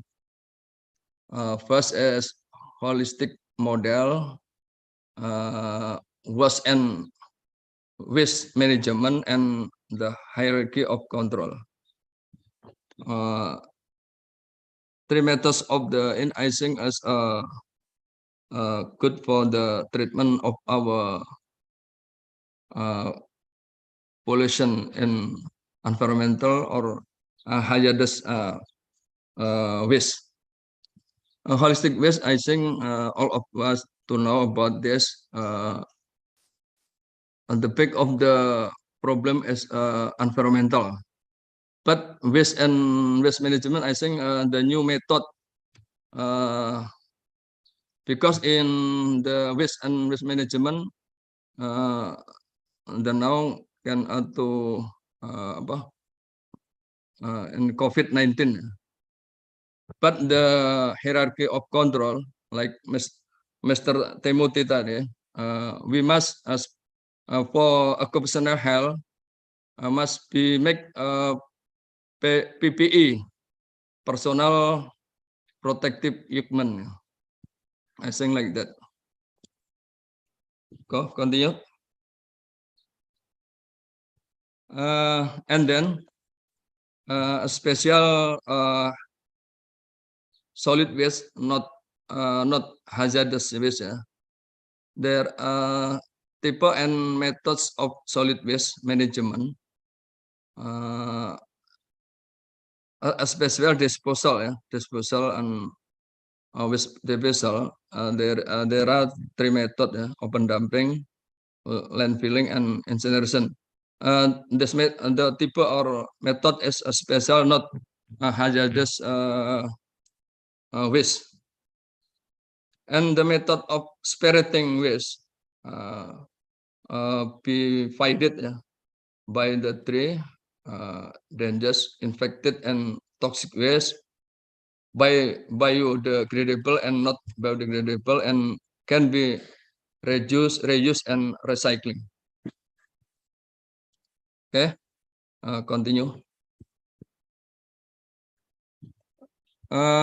Special of hazardous waste management, I think all of us, a special of environmental sanitation expert, we know about hazard waste is disposal of causes potential hazard to human health or the environmental, soil, air, and water when it not properly managed, or it's biodegradable, resistant in the environmental and deleterious of human health and or natural resources.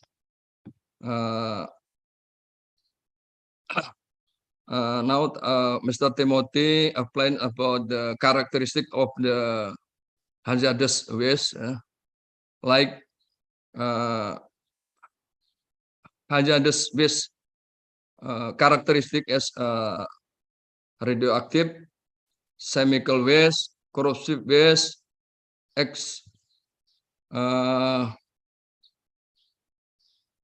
explosive waste, and toxic waste, and then extendability waste. About category, hazardous waste is flammable waste, chemical waste, biomedical waste, and explosive waste, radioactive, and substance. But we can we can to manage hazardous waste is from waste generation. After that, storage will be to be safe about transfer and transport, processing and recovery and disposal. Continued. I think all of us, we know about disposal of hazardous waste by safety. I think first is secure landfill method.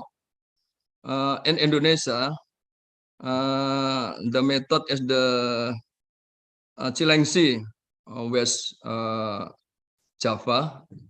I think, and then deep well dispose method, and the third method is bedrock disposal method, and the other is integrated sustainable waste management. I think the integrated is very good method about the management of hazardous waste. Next, this is example about the filter on exhaust gas waste. We can make the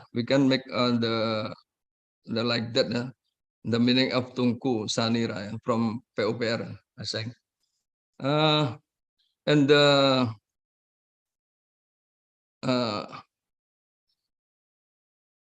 we can make a filter and output and the gas by activity carbon activity in output, and or incinerator with output the I think is can be a filter. The next.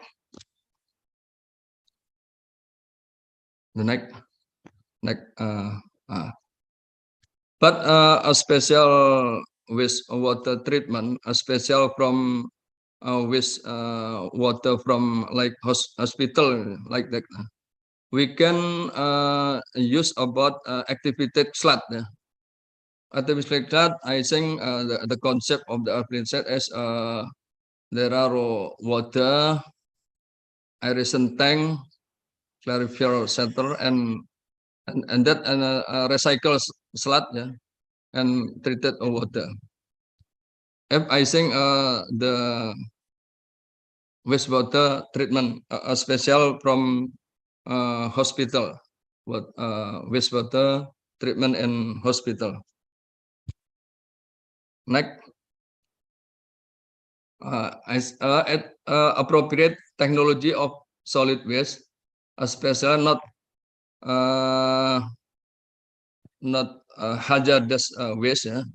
We can use incinerator and make a composter, make a composting and make gas bio or biogas. But as special for waste, not hazardous waste. Next, I think as plastic and environment issue, as I think as plastic pollute fish and ocean, and plastic in the landscape and other. I think in the next time we can discuss about plastic and environmental issue. The next, plastic and pet kill animal, and then burning of plastic like generate toxic when carbon monoxide, chlorine, and so on. The next, I think the example about the technology of plastic waste, plastic waste can be coated bitumen road to be asphalt, and then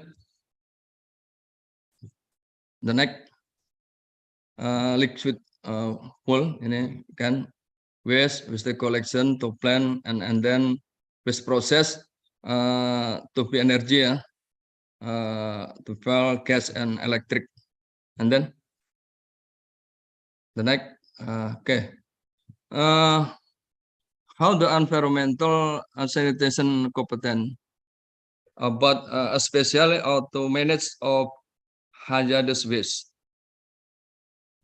We know about environmental sanitation or sanitarian competent, special from environmental sanitation expert from diploma 4. Sanitarian competent about role and function. I think all of us to be executor, manager, and educator, empowerment, and researcher. But competent and this environmental sanitation competency as individual, specialist, methodological, and social or managerial. And then the critical competence about environmental sanitation competent about management of hazardous waste is we ask to be surveillance,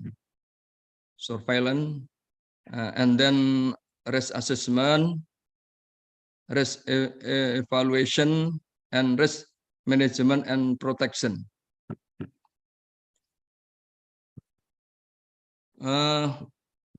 What is the role of the function of environmental sanitation competency? As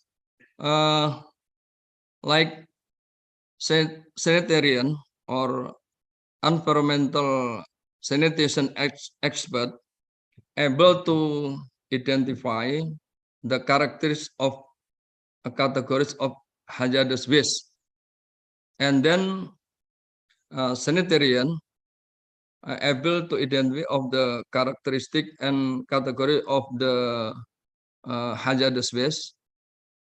After that, not only to be we can to identification and analysis about hazard waste, but we must to do about intervention about hazard waste, like the other about collection, transfer or transportation, and disposal, and the hazardous waste. The next, our conclusion about the my presentation is: first, environmental pollution will have a greenhouse effect and global warming and public health. The second, environmental sanitation is a science and art for identifying, evaluating, and intervening in the physical environment, which is the chance of disease of transmission. And the third, hazardous waste is the cause of the causes potential hazard to human health or the environmental when it's not properly managed. And fourth, sanitation competent able to identify, evaluate, and control physical, chemical, and social to hazardous waste. I think enough my presentation, and there are many mistakes. I hope of you apologize me, please. Thank you very much. Assalamualaikum warahmatullahi wabarakatuh. Waalaikumsalam warahmatullahi wabarakatuh. Thank you very much, Professor Dr. Kayan, for your excellent presentation. There are many questions for you, but we'll discuss them later after the end of parallel session. Ladies and gentlemen, now let's please welcome our fourth speaker, Professor Ahmad Fariz bin Mohamed. Before Professor Ahmad Fariz deliver the scientific lecture, my co-moderator, Mr. Dani, will read his profile. Mr. Dani, the room is yours. Okay, thank you, Jessica. Let me read the profile of Professor Ahmad Fariz bin Mohamed.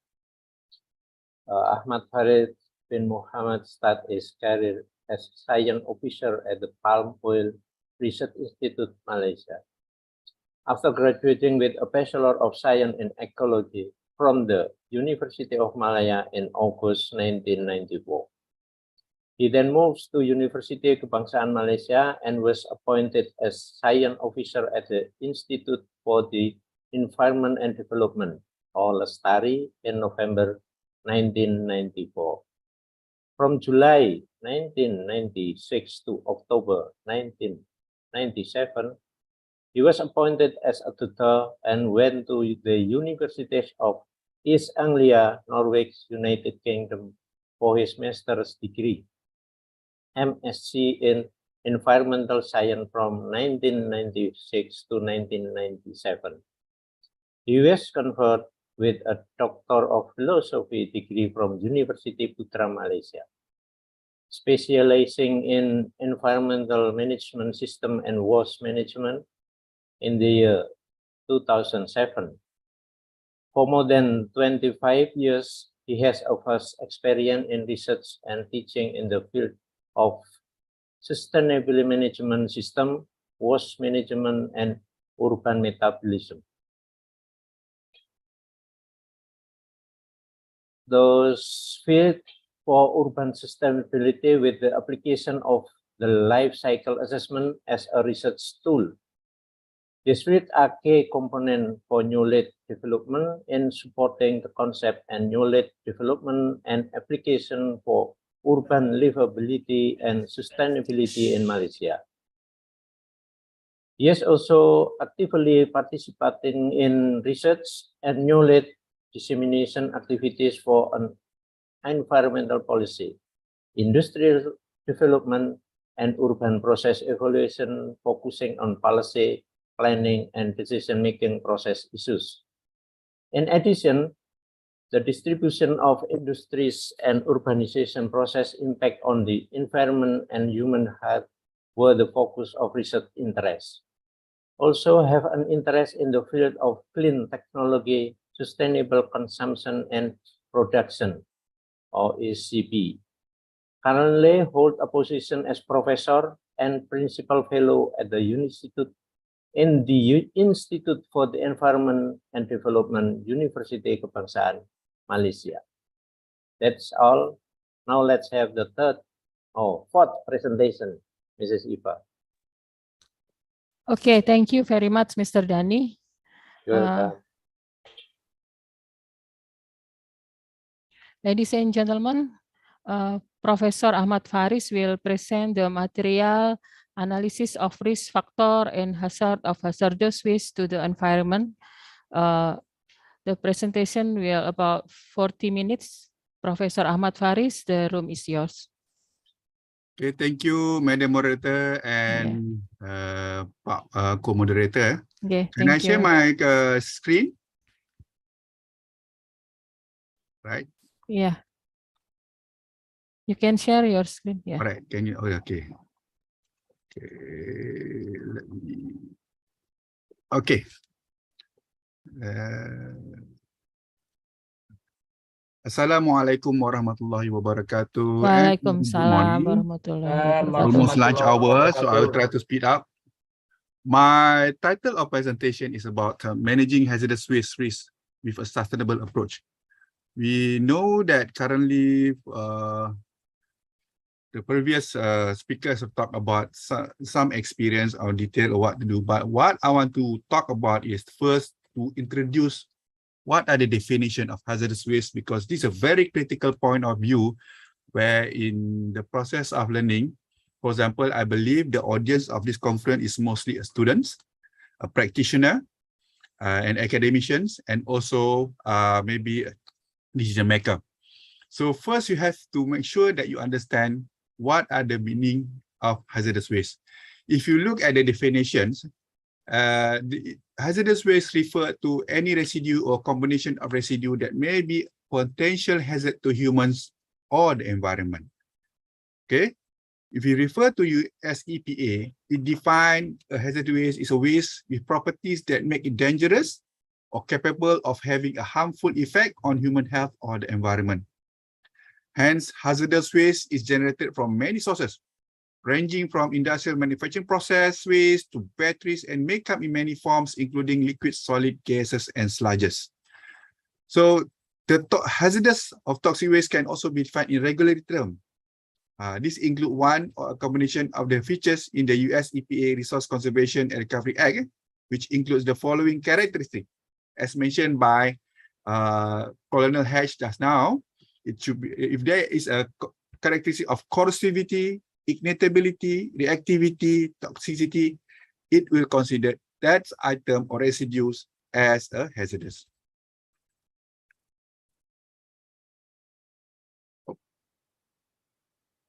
If you look into the element of international, at the international level, we have a Basel Convention.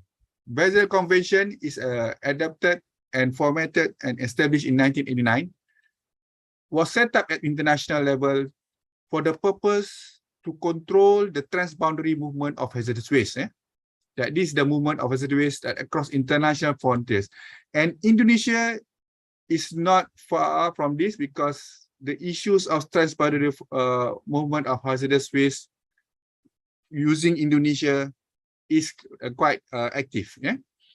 And for Basel Convention, it has developed the criteria for environmentally sound management, and a control system based on prior written motivation was also put into place. This is to make sure that the movement hazardous material or hazardous waste are known and to determine whether it's effect or not.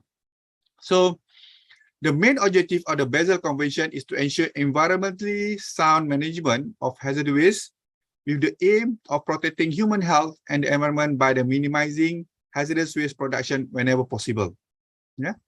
And ESM also addressed the issue through an integrated life cycle approach, which involves strong controls from the generation of hazardous waste to its storage, transport, treatment, reuse, recycling, recovery, and final disposal.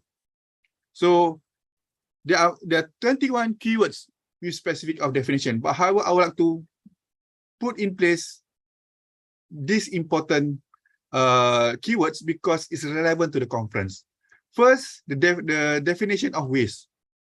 In Basel Convention, waste are substance or object which are disposed of or are intended to be disposed of or are required to be disposed of by the provision of the national law. So I believe Indonesia has a specific law in reference to B3 waste. Management means the collection, transport, and disposal of hazardous waste or other waste, including aftercare of disposal sites.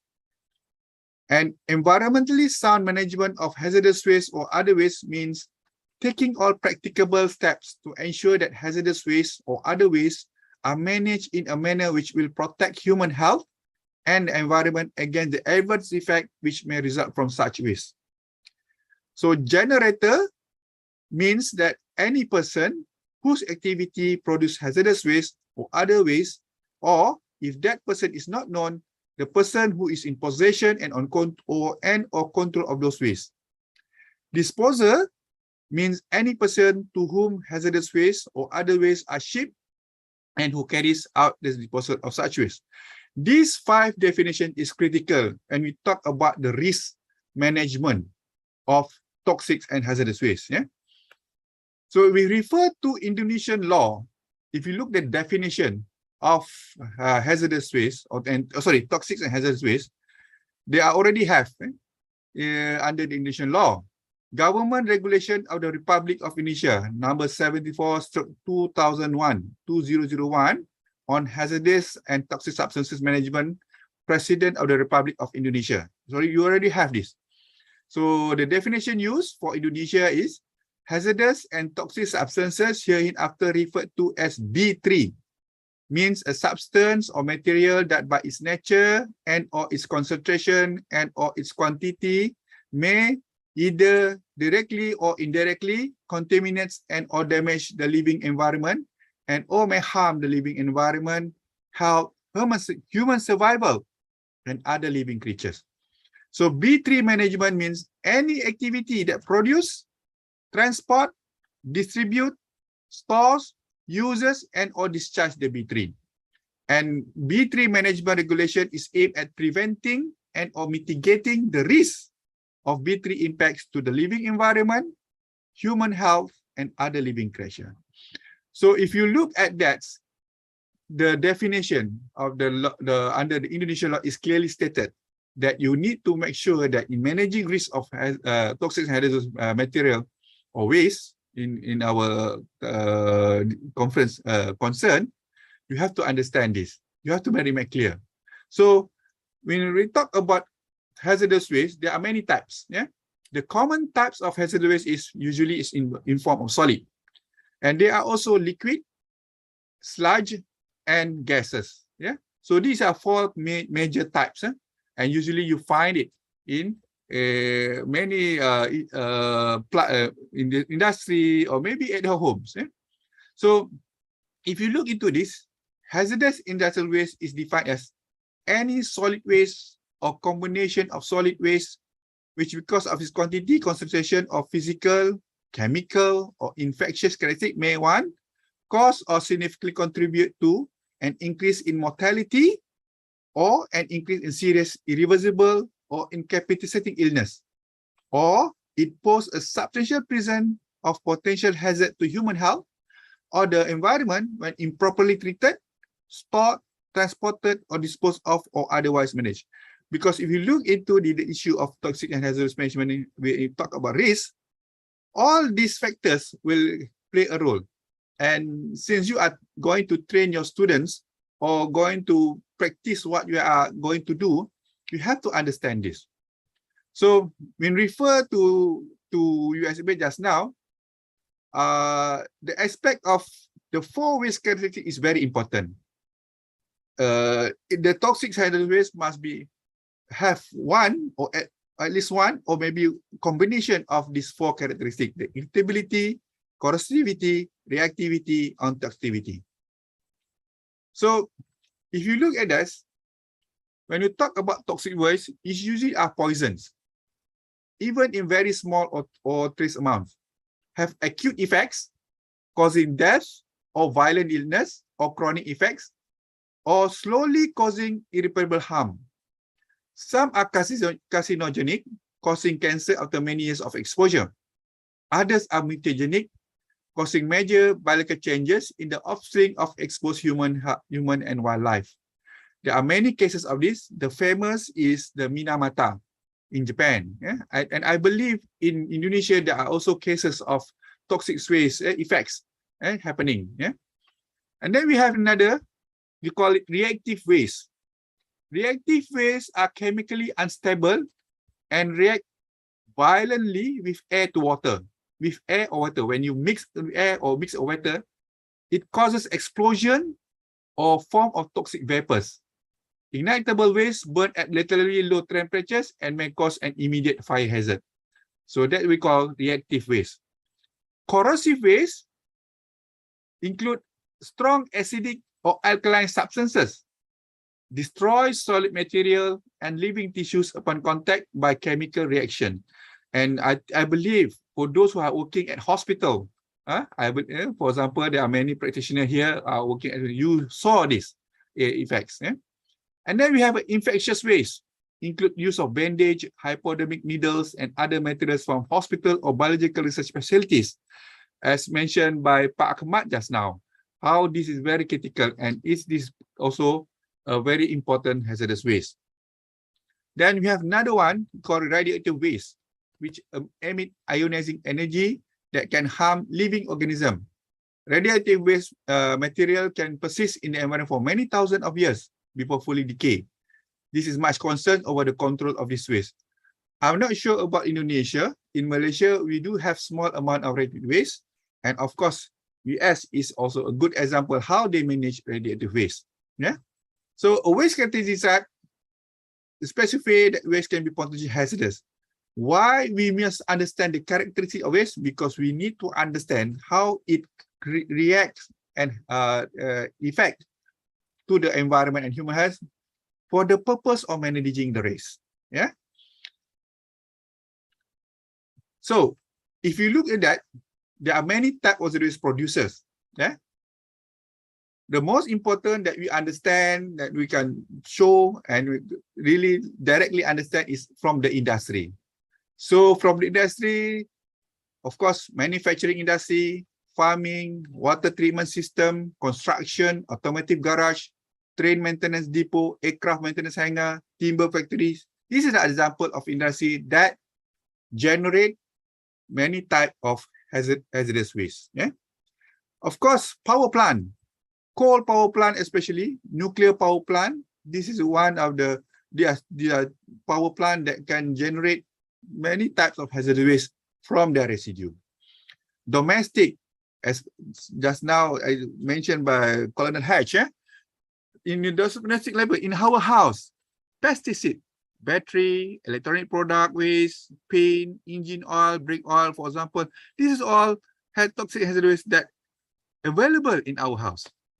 And then we talk about institutional. Just now, Pak Ahmad Gunawan talked about hospital waste. Yes, many clinic, research university, for example, from my university or my colleagues from ITB, for example. Research institution, there are many research institutions in Indonesia that generate hazardous waste. And of course, military. Military, mostly maybe from their maintenance process and so on. Yeah? And just now, I already talked about the definition of hazardous waste, the type of waste. But now, we must understand what do you mean by risk? Because when you understand the definition of risk, then it's easy for you to manage the risk of hazardous waste. So, in reference to that, risk is the chance or probability that a person will be harmed or experience an adverse health effect if exposed to a hazard. It may also apply to situations with property or equipment loss or harmful effects on the environment. I will look at the example. The risk of developing cancer from smoking cigarette could be expressed as cigarette smokers are 12 times more likely to die of lung cancer than non-smoker. Or the number per 100,000 smokers who will develop lung cancer. This example of smoking. Actually, if you look at this example, when you are working in industrial plant or in or any working space where it generates hazardous, and there are many hazardous material that being formed in a vapor or gases, you are actually exposing them.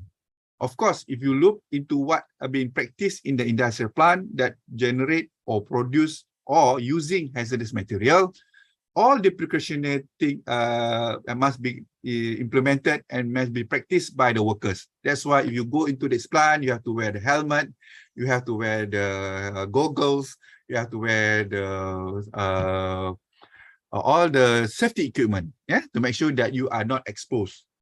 So this is where the understanding will help you to manage the hazardous material and hazardous waste. Yeah, and risks are expressed as a probability or likelihood of developing a disease or getting injured, whereas hazard refers to the agent responsible. So hazard refers to the material or the process, and the risk is what the effect and the impact. Yeah, that factors that influence the degree or likelihood of risk are: first, the nature of the exposure. How much a person is exposed to hazardous things or condition, whether hourly, daily or monthly will determine the degree of or the likelihood of risk. And how the person is exposed, whether breathing, in vapor or skin contact, whether liquid or solid. Yeah, that's why it's very important if you're dealing with toxic and hazardous waste materials, you must wear protective materials. Yeah. And next is the severity of the effect. For example, one substance may cause skin cancer, while another may cause irritation. So cancer effect is much more serious than the irritation but the problem is that the cancer effect is sometimes not clearly visible. It takes time, but irritation is spontaneous and you can feel it within maybe 1 or 2 minutes. Yeah. So it's important that you understand this. So when you talk about the hazard, a hazard is any source of potential damage, harm, or adverse health effect on something or someone. Yeah. When you talk about something, you talk about maybe the forest, the river, the lake, and so. Yeah. But of course, someone refer to human. Basically, hazard is the potential for harm, yeah, or an adverse effect to people as a health effect, to organization as property or equipment loss. Yeah. I know, for example, I remember my colleagues from the Malaysia airline, who is the mechanical engineer, they found out there is a leakage of unknown liquid in the body of aircraft. So that aircraft is totally lost. Yeah, because the hazardous material that were brought into the aircraft are leakage, and it's affect the plane, and the plane is considered as equipment loss. Or maybe from your lab. Of course, to the environment. There are many examples in the world, and I believe in Indonesia, there are many examples of the effects to the environment. So sometimes the resulting harm is referred to as a hazard instead of the actual source of the hazard. For example, the disease of tuberculosis, TB, might be called hazard by some, but in general, TB causing bacteria would be considered as the hazard. So maybe the agent of the hazard is also a concern. For example, you talk about hazardous waste, let's say mineral oil from a workshop. Yeah, if you took like the big 3 dissemination, it's a hazardous waste. So, but the one who transport it, must be like the lorry or the van is also a agent of hazardous. Yeah? So the importance of toxic and hazardous waste risk management. Why it is important to understand how to manage toxic and hazardous waste risk. Yeah? First, we have to understand the point of view where the risk will be. There are 2 aspects of thing that you need, because the effect or the risk is on environment and human health. For environment, they are with 2 aspects. First, the abiotic. Abiotic refer to river, lakes, soil, groundwater, atmosphere, coast, forest, wetland, sea, and sea. If you look to many cases in Indonesia, there are many cases of illegal dumping of hazardous waste at rivers, lake, even to the sea. For example, now in Bali, for example, the cases of dumping of plastics and also some material, toxic material that affects the coast of Bali. And then we talk about second part, the biotic, the flora, fauna, and microorganism, because these are the effects, animals, plants, and the one that we cannot see, the microorganism effects. Of course, the risk is on human health, to the human. Yeah. So, what is needed to manage toxic and hazardous waste risk? The most important that you must have is information and understanding of toxic and hazardous waste characteristic. If you want to manage it, first you must have this information. Second is the source or the producer of the toxic and hazardous waste. Who produce it? Where it come from? Third, you must know the technology for risk management. There is no one shoes fit all. Hazardous waste, in terms of 4 items, the liquid, solid, gases, or sludge, the way and the technology used to manage it is a bit different. They have to manage. Even at the, we will refer to the climate of the country. For example, when we manage risk of toxic hazardous in Indonesia, where it's a tropical country, is totally different when you manage it in country of temperate like US. The technology will be a bit different because of the situation, because of the climate, because of the physical nature like soil. It's totally different. Number 4, what we need is skilled human resource in risk management at the producer, at transporter, at the storage area, at the treatment, and if there is an accident event. So you need to have this. Fifth is the treatment system and technology. So the previous speaker also talked about the treatment system and technology, but what are the suitable treatment system and technology for the type of toxic hazardous waste that you need to manage? Second is the storage system and technology. Liquid waste, sludge waste, solid waste, and gaseous waste, they are different in terms of storage system and technology. That's why it's quite expensive. Actually, it's very expensive in managing toxic hazardous waste. Next is monitoring system and technology in factory, transportation, storage, treatment, and disposal. Monitoring system is very critical for waste risk management, especially when transporting, storage, treatment, and of course disposal. That's why, for example, if you would like to refer to what happened during the Fukushima plant happening after the 2011 tsunami in Japan, Fukushima, due to their best monitoring system, they're still struggling to manage the risk of the Fukushima plant. Next is ecosystem and habitat of the affected areas. You need to understand this, because if you talk about rivers and how you manage rivers, you talk the effects, the risk at the lakes, at the forests, or the urban areas, or in the villages, you must understand how to.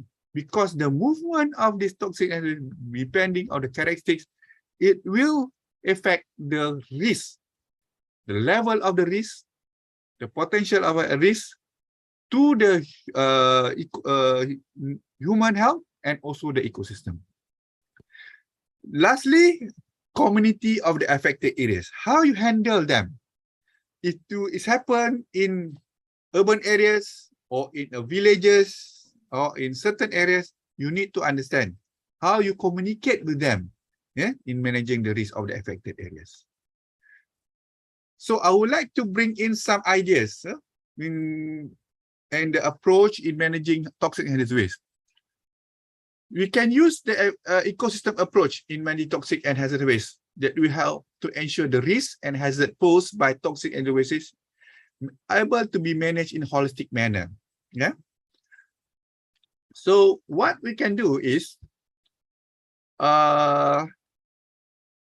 it refers to the system approach, rather than the very individualistic aspect. The approach follow through from the source of the toxic and hazardous waste generation up to the potential of recycling or disposal of the toxic and hazardous waste. So the ecosystem approach have 4 habitats. And each habitat have its role, function, and service within its habitat, as well as resource exchange interaction and network between the habitat to ensure the ecosystem work efficiently. So the 4 habitats that can be used is Habitat 1, focusing on resources, extraction and production. Habitat 2, manufacturing, consumption and waste generation. Habitat 3, waste recovery. Habitat 4, treatment and disposal. This is diagram quite complex because when you talk about toxic and hazardous waste, risk management, it's a complex issue. It's not a direct issue, it's a complex. So that's why it's quite the diagram is quite complex. But I would like to make it easier for you to understand. First, the habitat 1. You talk about resource extraction and generation. It focuses on managing activity for extraction and production of resources from natural and man-made resources. For example, in Indonesia, there are many mining operations. Yeah, if I'm not mistaken, there are many mining operations that generate many types of toxic and hazardous waste. So you have to understand this habitat 1, where because the material that the mineral that they are mining is important for manufacturing industry in Indonesia. So that's why we need to have to promote and develop technology for resource extraction and production that are able to reduce the risk with refer to toxic and hazardous waste, and also create and promoting use of alternative resource and recovery resource. Yeah, for habitat 1. For habitat 2, we refer to manufacturing, consumption, and waste generation. Okay, this is where the industries and the consumer at domestic level play their parts. Yeah, because in the manufacturing process and consumption of waste and of our domestic, for example, just now there are speakers talk about e-waste generation. This is our consumption. Yeah, and then this is where this type of waste need to be managed in a sustainable manner, and the understanding of the risk of managing this waste is very important. So to ensure the sustainability of the ecosystem, it needs to emphasize the efficiency use of the resources, minimize waste generation, produce environment-friendly and recoverable products for minimization of impact on the environment and human health. For example, if you talk about e-waste, currently there are many types of electronic products being produced that easily recoverable. Yeah, that's why if you look into yourself, how many of you have been buying handphones more than 3? Look at yourself. I'm also the culprit. I'm now at my number 12. But however, handphones now, it's easily recoverable. You can send it to the producer or to the shop and they can recycle it. Habitat 3, waste recovery. Focus on managing activity for waste recovery in both manufacturing and consumption activity. Just now, the keynote address, Pak Ahmad Gunawan talked about recycling on many types of hazardous waste that being practiced in Indonesia. For example, in 2008, I was in Bogor and Batam Island, visiting many factory recycling e-waste. Yeah, and it's all being practiced in Indonesia. Yeah. So, however, you need to make sure that there is a monitoring system, there is a technology system, guideline to ensure efficient and sustainable recovery of waste, as well as utilization of waste as a resource. Yeah. So, there's a need to have a target of sustainable waste recovery, and the concept of waste to resources cycle and minimization of waste generation is very important at this habitat 3. Next is habitat 4, treatment and disposal. Focus on managing the activity for waste treatment and disposal. Ensure that the treatment and disposal be conducted will not have a negative impact on the environment and human health. And ensure to must promote and develop techniques for safe and environment-friendly waste treatment as well as recovery of treated waste. Now, why habitat 4 is very important to many countries, especially Indonesia. I am a person that don't believe about the concept of zero waste. When you produce waste, there is going to be very minimal amount, at least 5 to 10% of waste needed to be treated and disposed. If you look at the life cycle of any electronic product, for example, not 100% of its material can be recycled directly. There is a need of treatment, and at the end, there is a certain amount need to be disposed. Yeah. If you talk to any industries of products, for example, there are many cases. Yeah. One example is e-waste. Even for example, like motor industry, like your cars, not 100% can be recycled. Yeah. So the most important aspect that is the range of the movement of toxic waste must be understood. So we talk about industrial park, how you can manage that waste in the industrial park. At factory level, at a landfill, institutional facility. For example, like the Polytechnic Kesihatan Surabaya, how do you manage your hazardous waste, especially from the labs? You look into it. How do you manage your risk in your labs? I believe that all the chemicals used in your labs, you need to understand the risk of managing your chemicals in your lab. Right? So another aspect that important in toxic hazardous waste risk management is the national or state standard operating procedure. This is already have. Indonesia already have. Yeah, so you can use that. Unless there is a specific type of a very complex waste that you need to create a specific standard operating procedure. Then need to determine the type of hazardous waste generator. You must know who generated it. Then you can understand. Yeah. Next, the type and characteristic. And then when you already identify the hazardous waste characteristic, you identify the waste generator, then you need to determine the approach, technique, and technology in managing the waste. Yeah. So, guideline and procedure to conduct toxic hazardous waste management in secure situation must be held. So, secure situation means in the factory, in a lab, for example, in the Polytechnic lab, yeah, you must have this.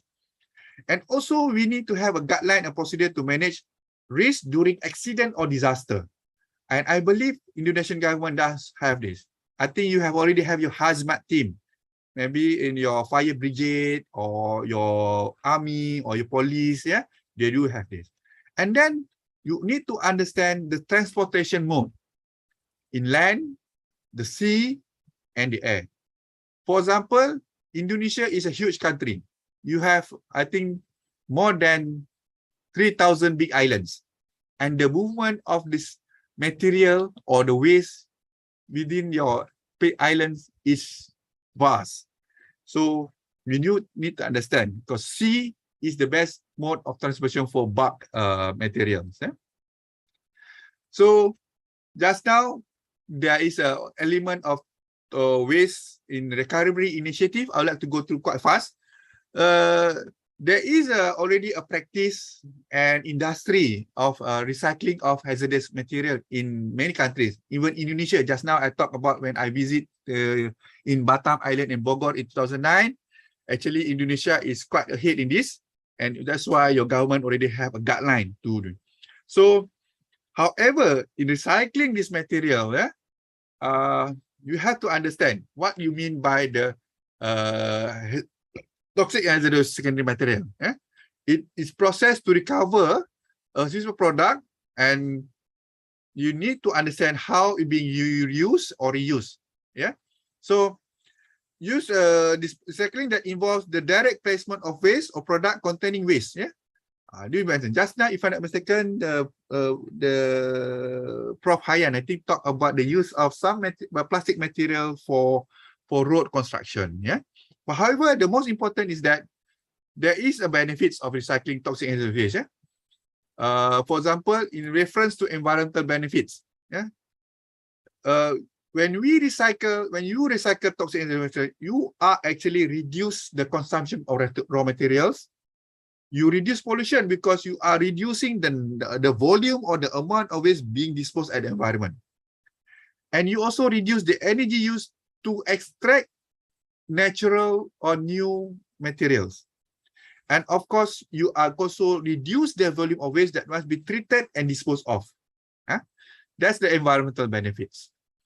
Then the extraction, refining, transportation process of the raw materials can be reduced because you are creating an alternative resource from the raw materials. And recycling also, if it's done correctly, can reduce emission of greenhouse gases. Yeah.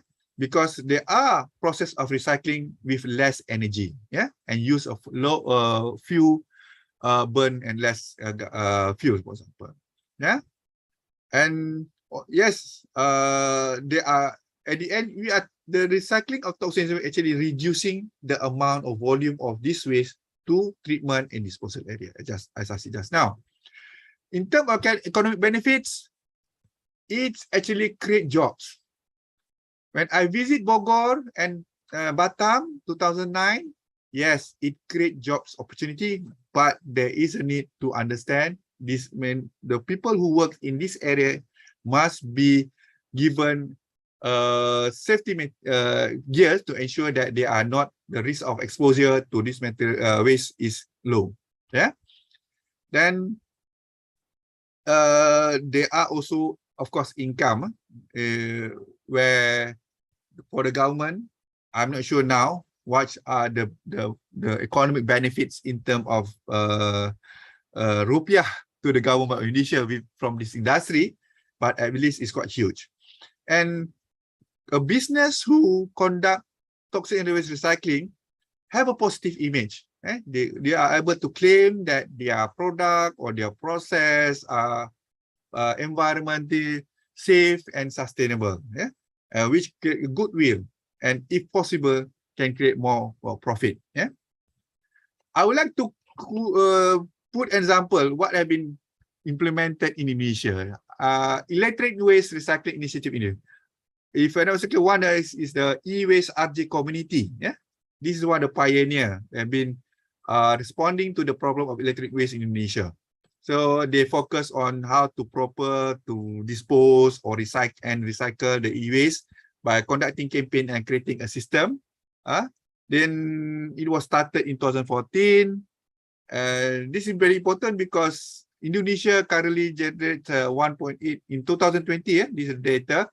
Indonesia can generate 1.8 million tons of e-waste every year, and only recycle 0.1 million tons. Very small amount of the generation. And if I'm not mistaken, as of 2020 also, 22.6 million ton of electronic waste produced only in Jakarta. In Jakarta alone, in October, the month of October, Jakarta produced 22.6 ton of e-waste. That's a huge amount. However, e-waste is a potential, is actually have a potential to be recycled, and there is technology. When I visit Bogor and Batam, they already have a system and technology in place, but that was 2009. Today is 2023, almost 11 years ago, and I believe the technology have been advanced and the system have been developed and better to make sure that it's safe and even. And I believe there are more better way of doing things in Indonesia being practiced currently. So in conclusion, the need for a sustainable toxic and waste risk and hazards management is critical with the rapid growth of development, especially in the urban area. And I believe with almost currently Indonesia have around 300 million people living in Indonesia, and Jabotabek, if I'm not mistaken, currently the population is around 20 million. You need to understand, you need to have a system. And because the generation of toxic and hazardous waste from this urban area like Jabotabek, for those colonial hash, Jabotabek is Jakarta, Bogor, Tangerang, and Bekasi. It's a huge conglomerate of urban areas. And the generation of toxic and hazardous waste from domestic activity alone is huge. So what must be in place to ensure safe and sustainable toxic and hazardous risk and hazard management? You need to have the information about the waste types and characteristics, and then information about the generator and location. And I believe the government of Indonesia under the Ministry of Environment and Forestry, they already have the system in place. If I don't mistake, they already have a very good technology for monitoring. That include use of GIS system. And technology for a safe and sustainable technique to manage risk and hazard of toxic hazards. And skill and knowledgeable human resources. So the skill and knowledgeable human resources, this is where the role of the Polytechnic of Health Surabaya play to produce the skill and knowledgeable human resources. And of course, next is legislation, guidelines, and standard operating procedure to ensure that the risk of toxic hazardous waste are able to be reduced and managed in sustainable manner. Without that, I would like to end my presentation. Thank you. Terima kasih. Assalamualaikum warahmatullahi wabarakatuh. Waalaikumsalam warahmatullahi wabarakatuh. Thank you very Waalaikumsalam much, warahmatullahi wabarakatuh. Professor Ahmad Fariz, for your motivation and your excellent presentation. Maybe we can study to your university how to handle the our to study the our B3 waste management. You don't have to go far, Madam Moderator. He is the best. UGM also have a we have sent the chemical waste to the B3 waste manager for processing. They pick up our chemical waste, and for the biological waste waste disposal, we have to we have the septic tank to collect the biological waste. Maybe that's not enough. It's not good enough, but so we have to go abroad to your university. All right. Okay. Thank you very much, Professor Ahmad Fariz. Okay. Ladies and gentlemen, now we have come to question and answer or discussion session. If you have any question for the speaker, please write down your question in the chat room. Don't forget to write down your name, your institution, the question, and to whom the question is addressed. We are going to select the question first for our speaker. Mr. Colonel Hats already answered for question from the chat room from Mr. Ernita Sari, Polkesbaya, Sasmita, Poltekkesmar, Nur Habibah Al-Azhar, and Artawan Bismo from Brawijaya University. Maybe their answer, the other answer. Sorry.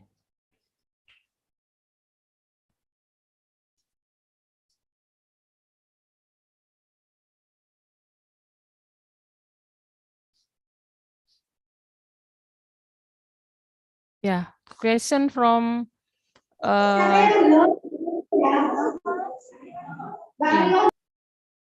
question from Rizky Lamongan. The government in the government B3 waste processing program and solution to deal with it are numerous. Obstacles can arise from anywhere.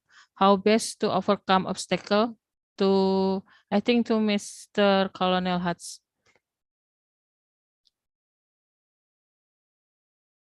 Colonel Hats, are you still with us?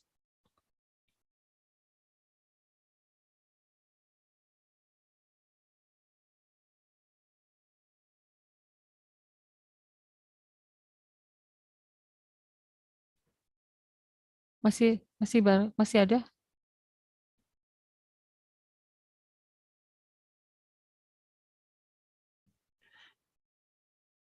Maybe the next question. Yeah, maybe the next question.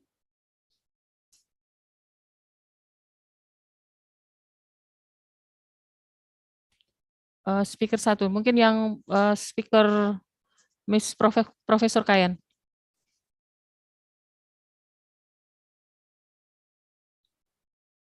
From Mr. Winarko. Professor Kayan, excuse me, Professor Kayan. There is a question for you from Mr. Winarko, Environmental Health Polkesbaya. Okay, how to mitigation greenhouse effect? Okay, thank you very much for Mr. Narko from Polytechnic Health Surabaya. Yeah, how to make mitigation of greenhouse effect? Mr. Narko, I think there are two methods about the mitigation of greenhouse effect. No, first, we can make a technical method about the mitigation of greenhouse, like we use or we make about the treatment of the exhauster gas emission, like by activated carbon for the output. And then and the other method is not technical, like by the government. We make about tech tech industry, and then make central of area industry, and then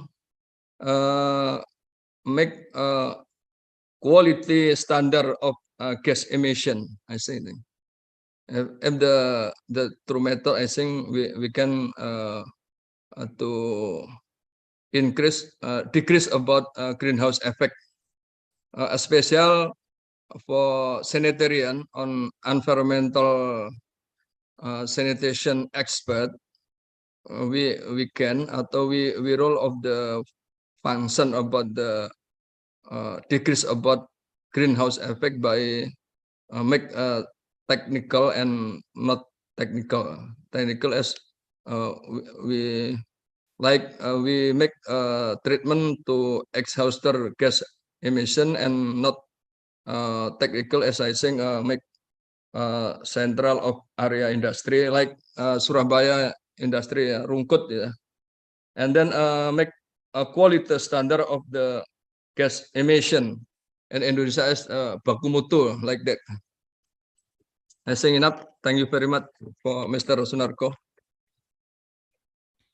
Okay, thank you, Professor Kayan. Another question?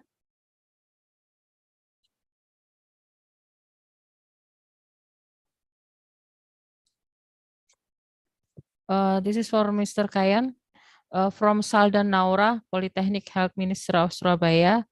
As we know that good government change in quality can have significant impact on both the environment and population, but if some trouble couldn't help the environment improve, what should we do as sanitarian?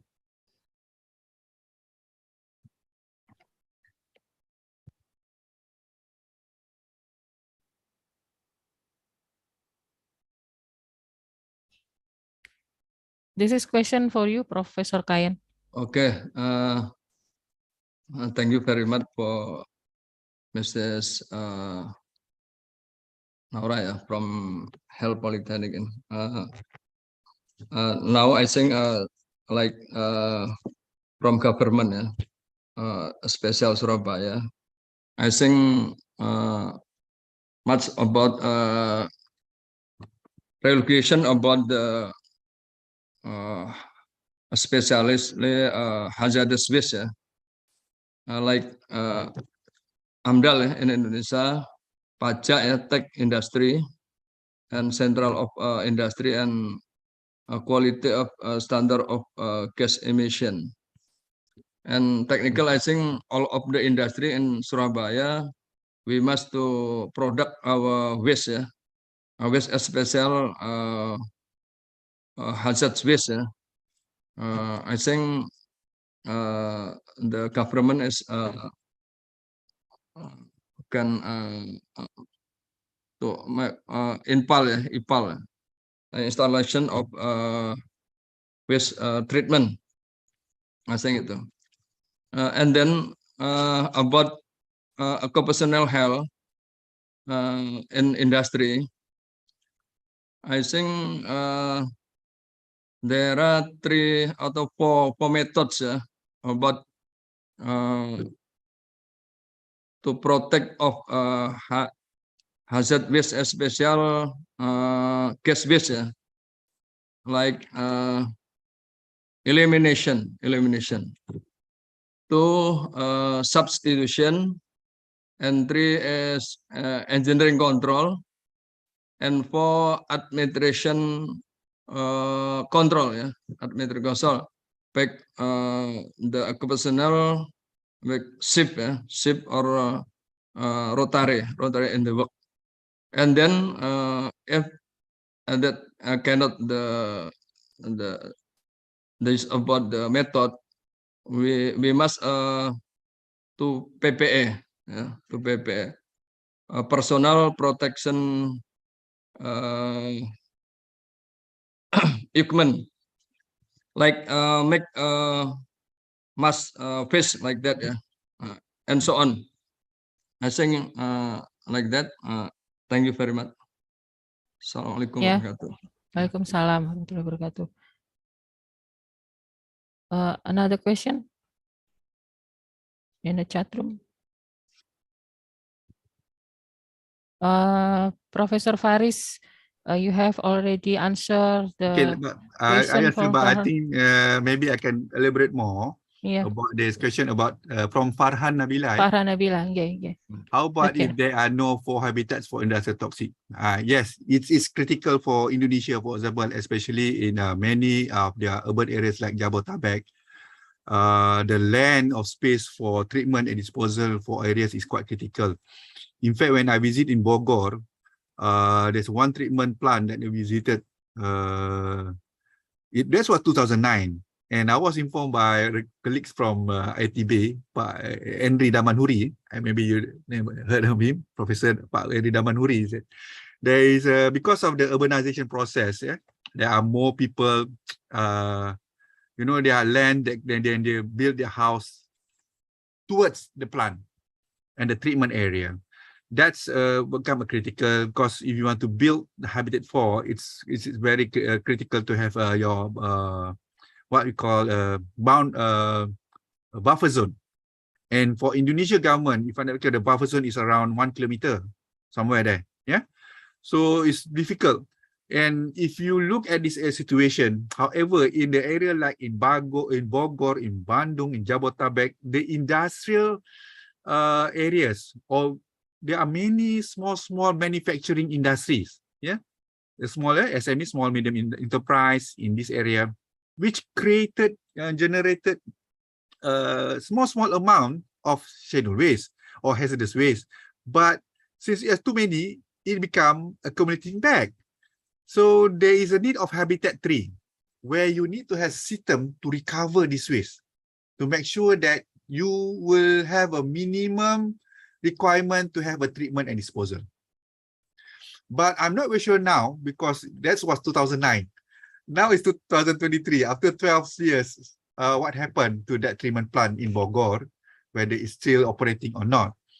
But I believe if you can increase the efficiency of habitat 1, 2, and 3, and try to reduce the dependency of land for your treatment and disposal, that will be very good. And if I'm not mistaken, with the current practice and current initiative by many government agencies and NGOs and industry in Indonesia, you can do that. We try to reduce habitat 4 formation. But as I said just now, it's not easy. If you look at your TV, for example, your TV, the old cathode ray TV, for example, only up to 70 to 80% are able to be recycled. But the glass, nobody wants it. The glass, nobody wants it. In Malaysia, for example, but I'm not sure in Indonesia. But in Malaysia, if you send your old TV with glass, nobody wants it, because it's difficult for the recycler to recycle it. You need a very specialized technology for that. And hence, the glass will go to the landfill. But the material inside the tube, the metal and so on, they will take it.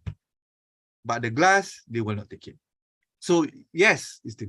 However, there are areas, and you talk about Jabodetabek. Jabodetabek is a huge area, and the land for disposal.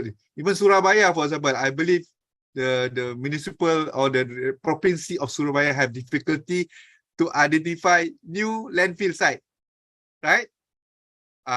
So recycling of waste is very critical and important, not only for hazardous waste, and also for your domestic waste. And there are many systems. If I'm not mistaken, I was introduced like the LAPAK system, where you use your community to do recycling, to do composting. That which business initiative can reduce and increase the efficiency of habitat 2 and 3. So you need to understand. And actually, when I talk about this habitat, if you look around, it's already in place in Indonesia. Like for example, like those who are working in a hospital, recycling and to reduce the recycling, and of course there are many type of clinical waste are not be able to be recycled, yeah, because of the toxicity and the hazards, and mostly need to be incinerated. Okay, so there are things that you can do actually. That's my answer, Madam Moderator. Okay, thank you very much, Prof. Fariz. Any question?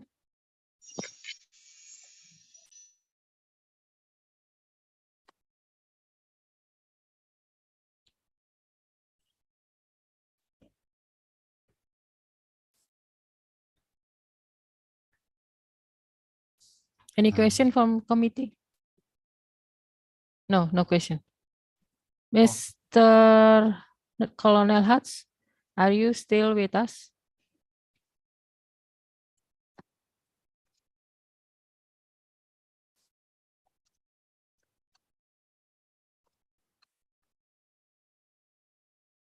Ini for Colonel Hutz ya? Yeah.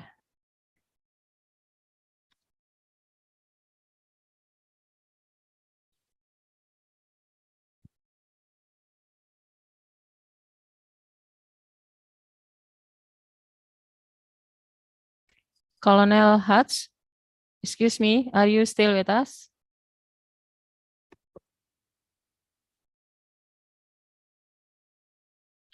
Because midnight at USA. Maybe he's will go to bed. Yeah. Yeah, maybe we can skip the question.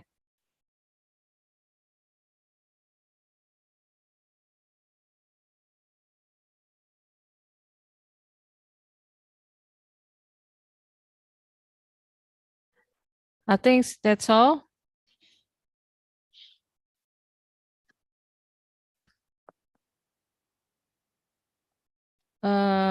As a token of our appreciation to our invited speaker for their valuable time and contribution, we kindly present the A certificate. Please, committee, to share the certificate. This is certificate for Colonel Hutz Timothy and Colonel Honorary Timothy and Hutz, MPA REHS, a speaker, international conference. The certificate for you, Colonel Hutz. Thank you very much for your contribution. Certificate for Professor Kayan. This is certificate for Professor Dr. Kayan, SKM MKes, as a speaker in our international conference. Thank you very much for your time and contribution. And I also thank very much about certificate. Yeah. And the last one.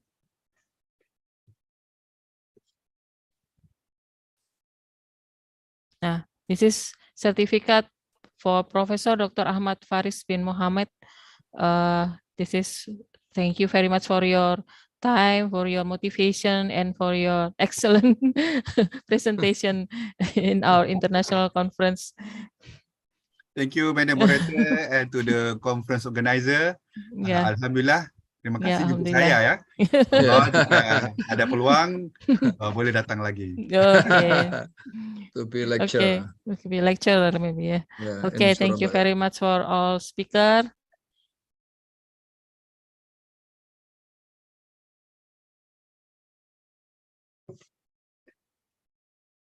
Okay, ladies and gentlemen, may I thank you very much for your active participation in this conference. I hope you enjoy the program. Thank you to all our speakers today, and thank you for attending this session. We apologize if there is inconvenience. Wassalamualaikum warahmatullahi wabarakatuh. I give it back to Master of Ceremony. Good afternoon, everybody.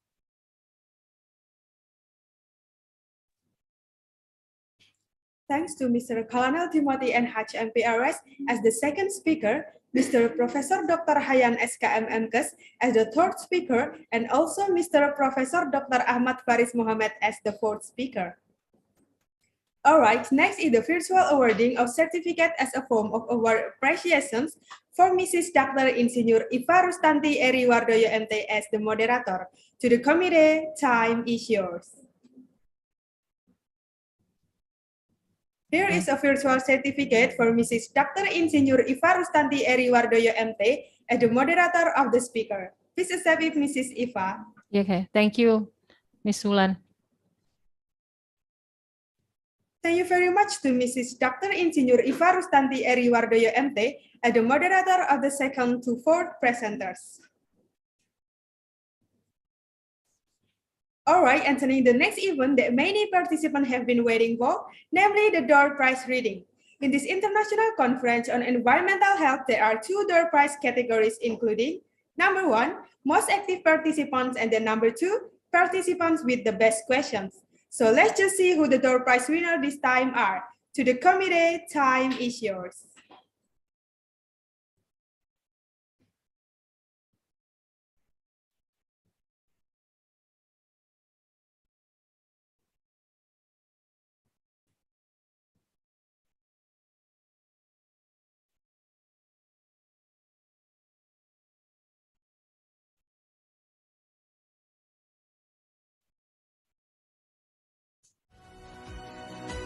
For door prize recipients with the most active participants are given to congratulations to Mr. Arfawan as the door prize winner for the most active participants category. All right, for the next category,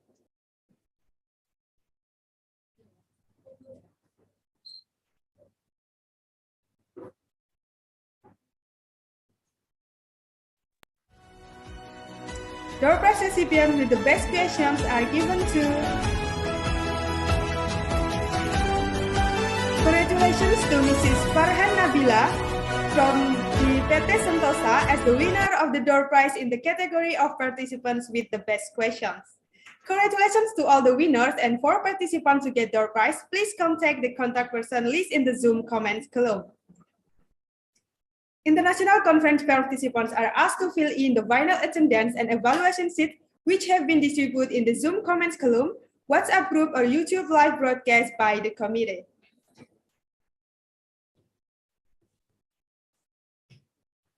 Okay, for the next event, it will be continued with a documentation session by the committee. To all international conference, please turn on your camera.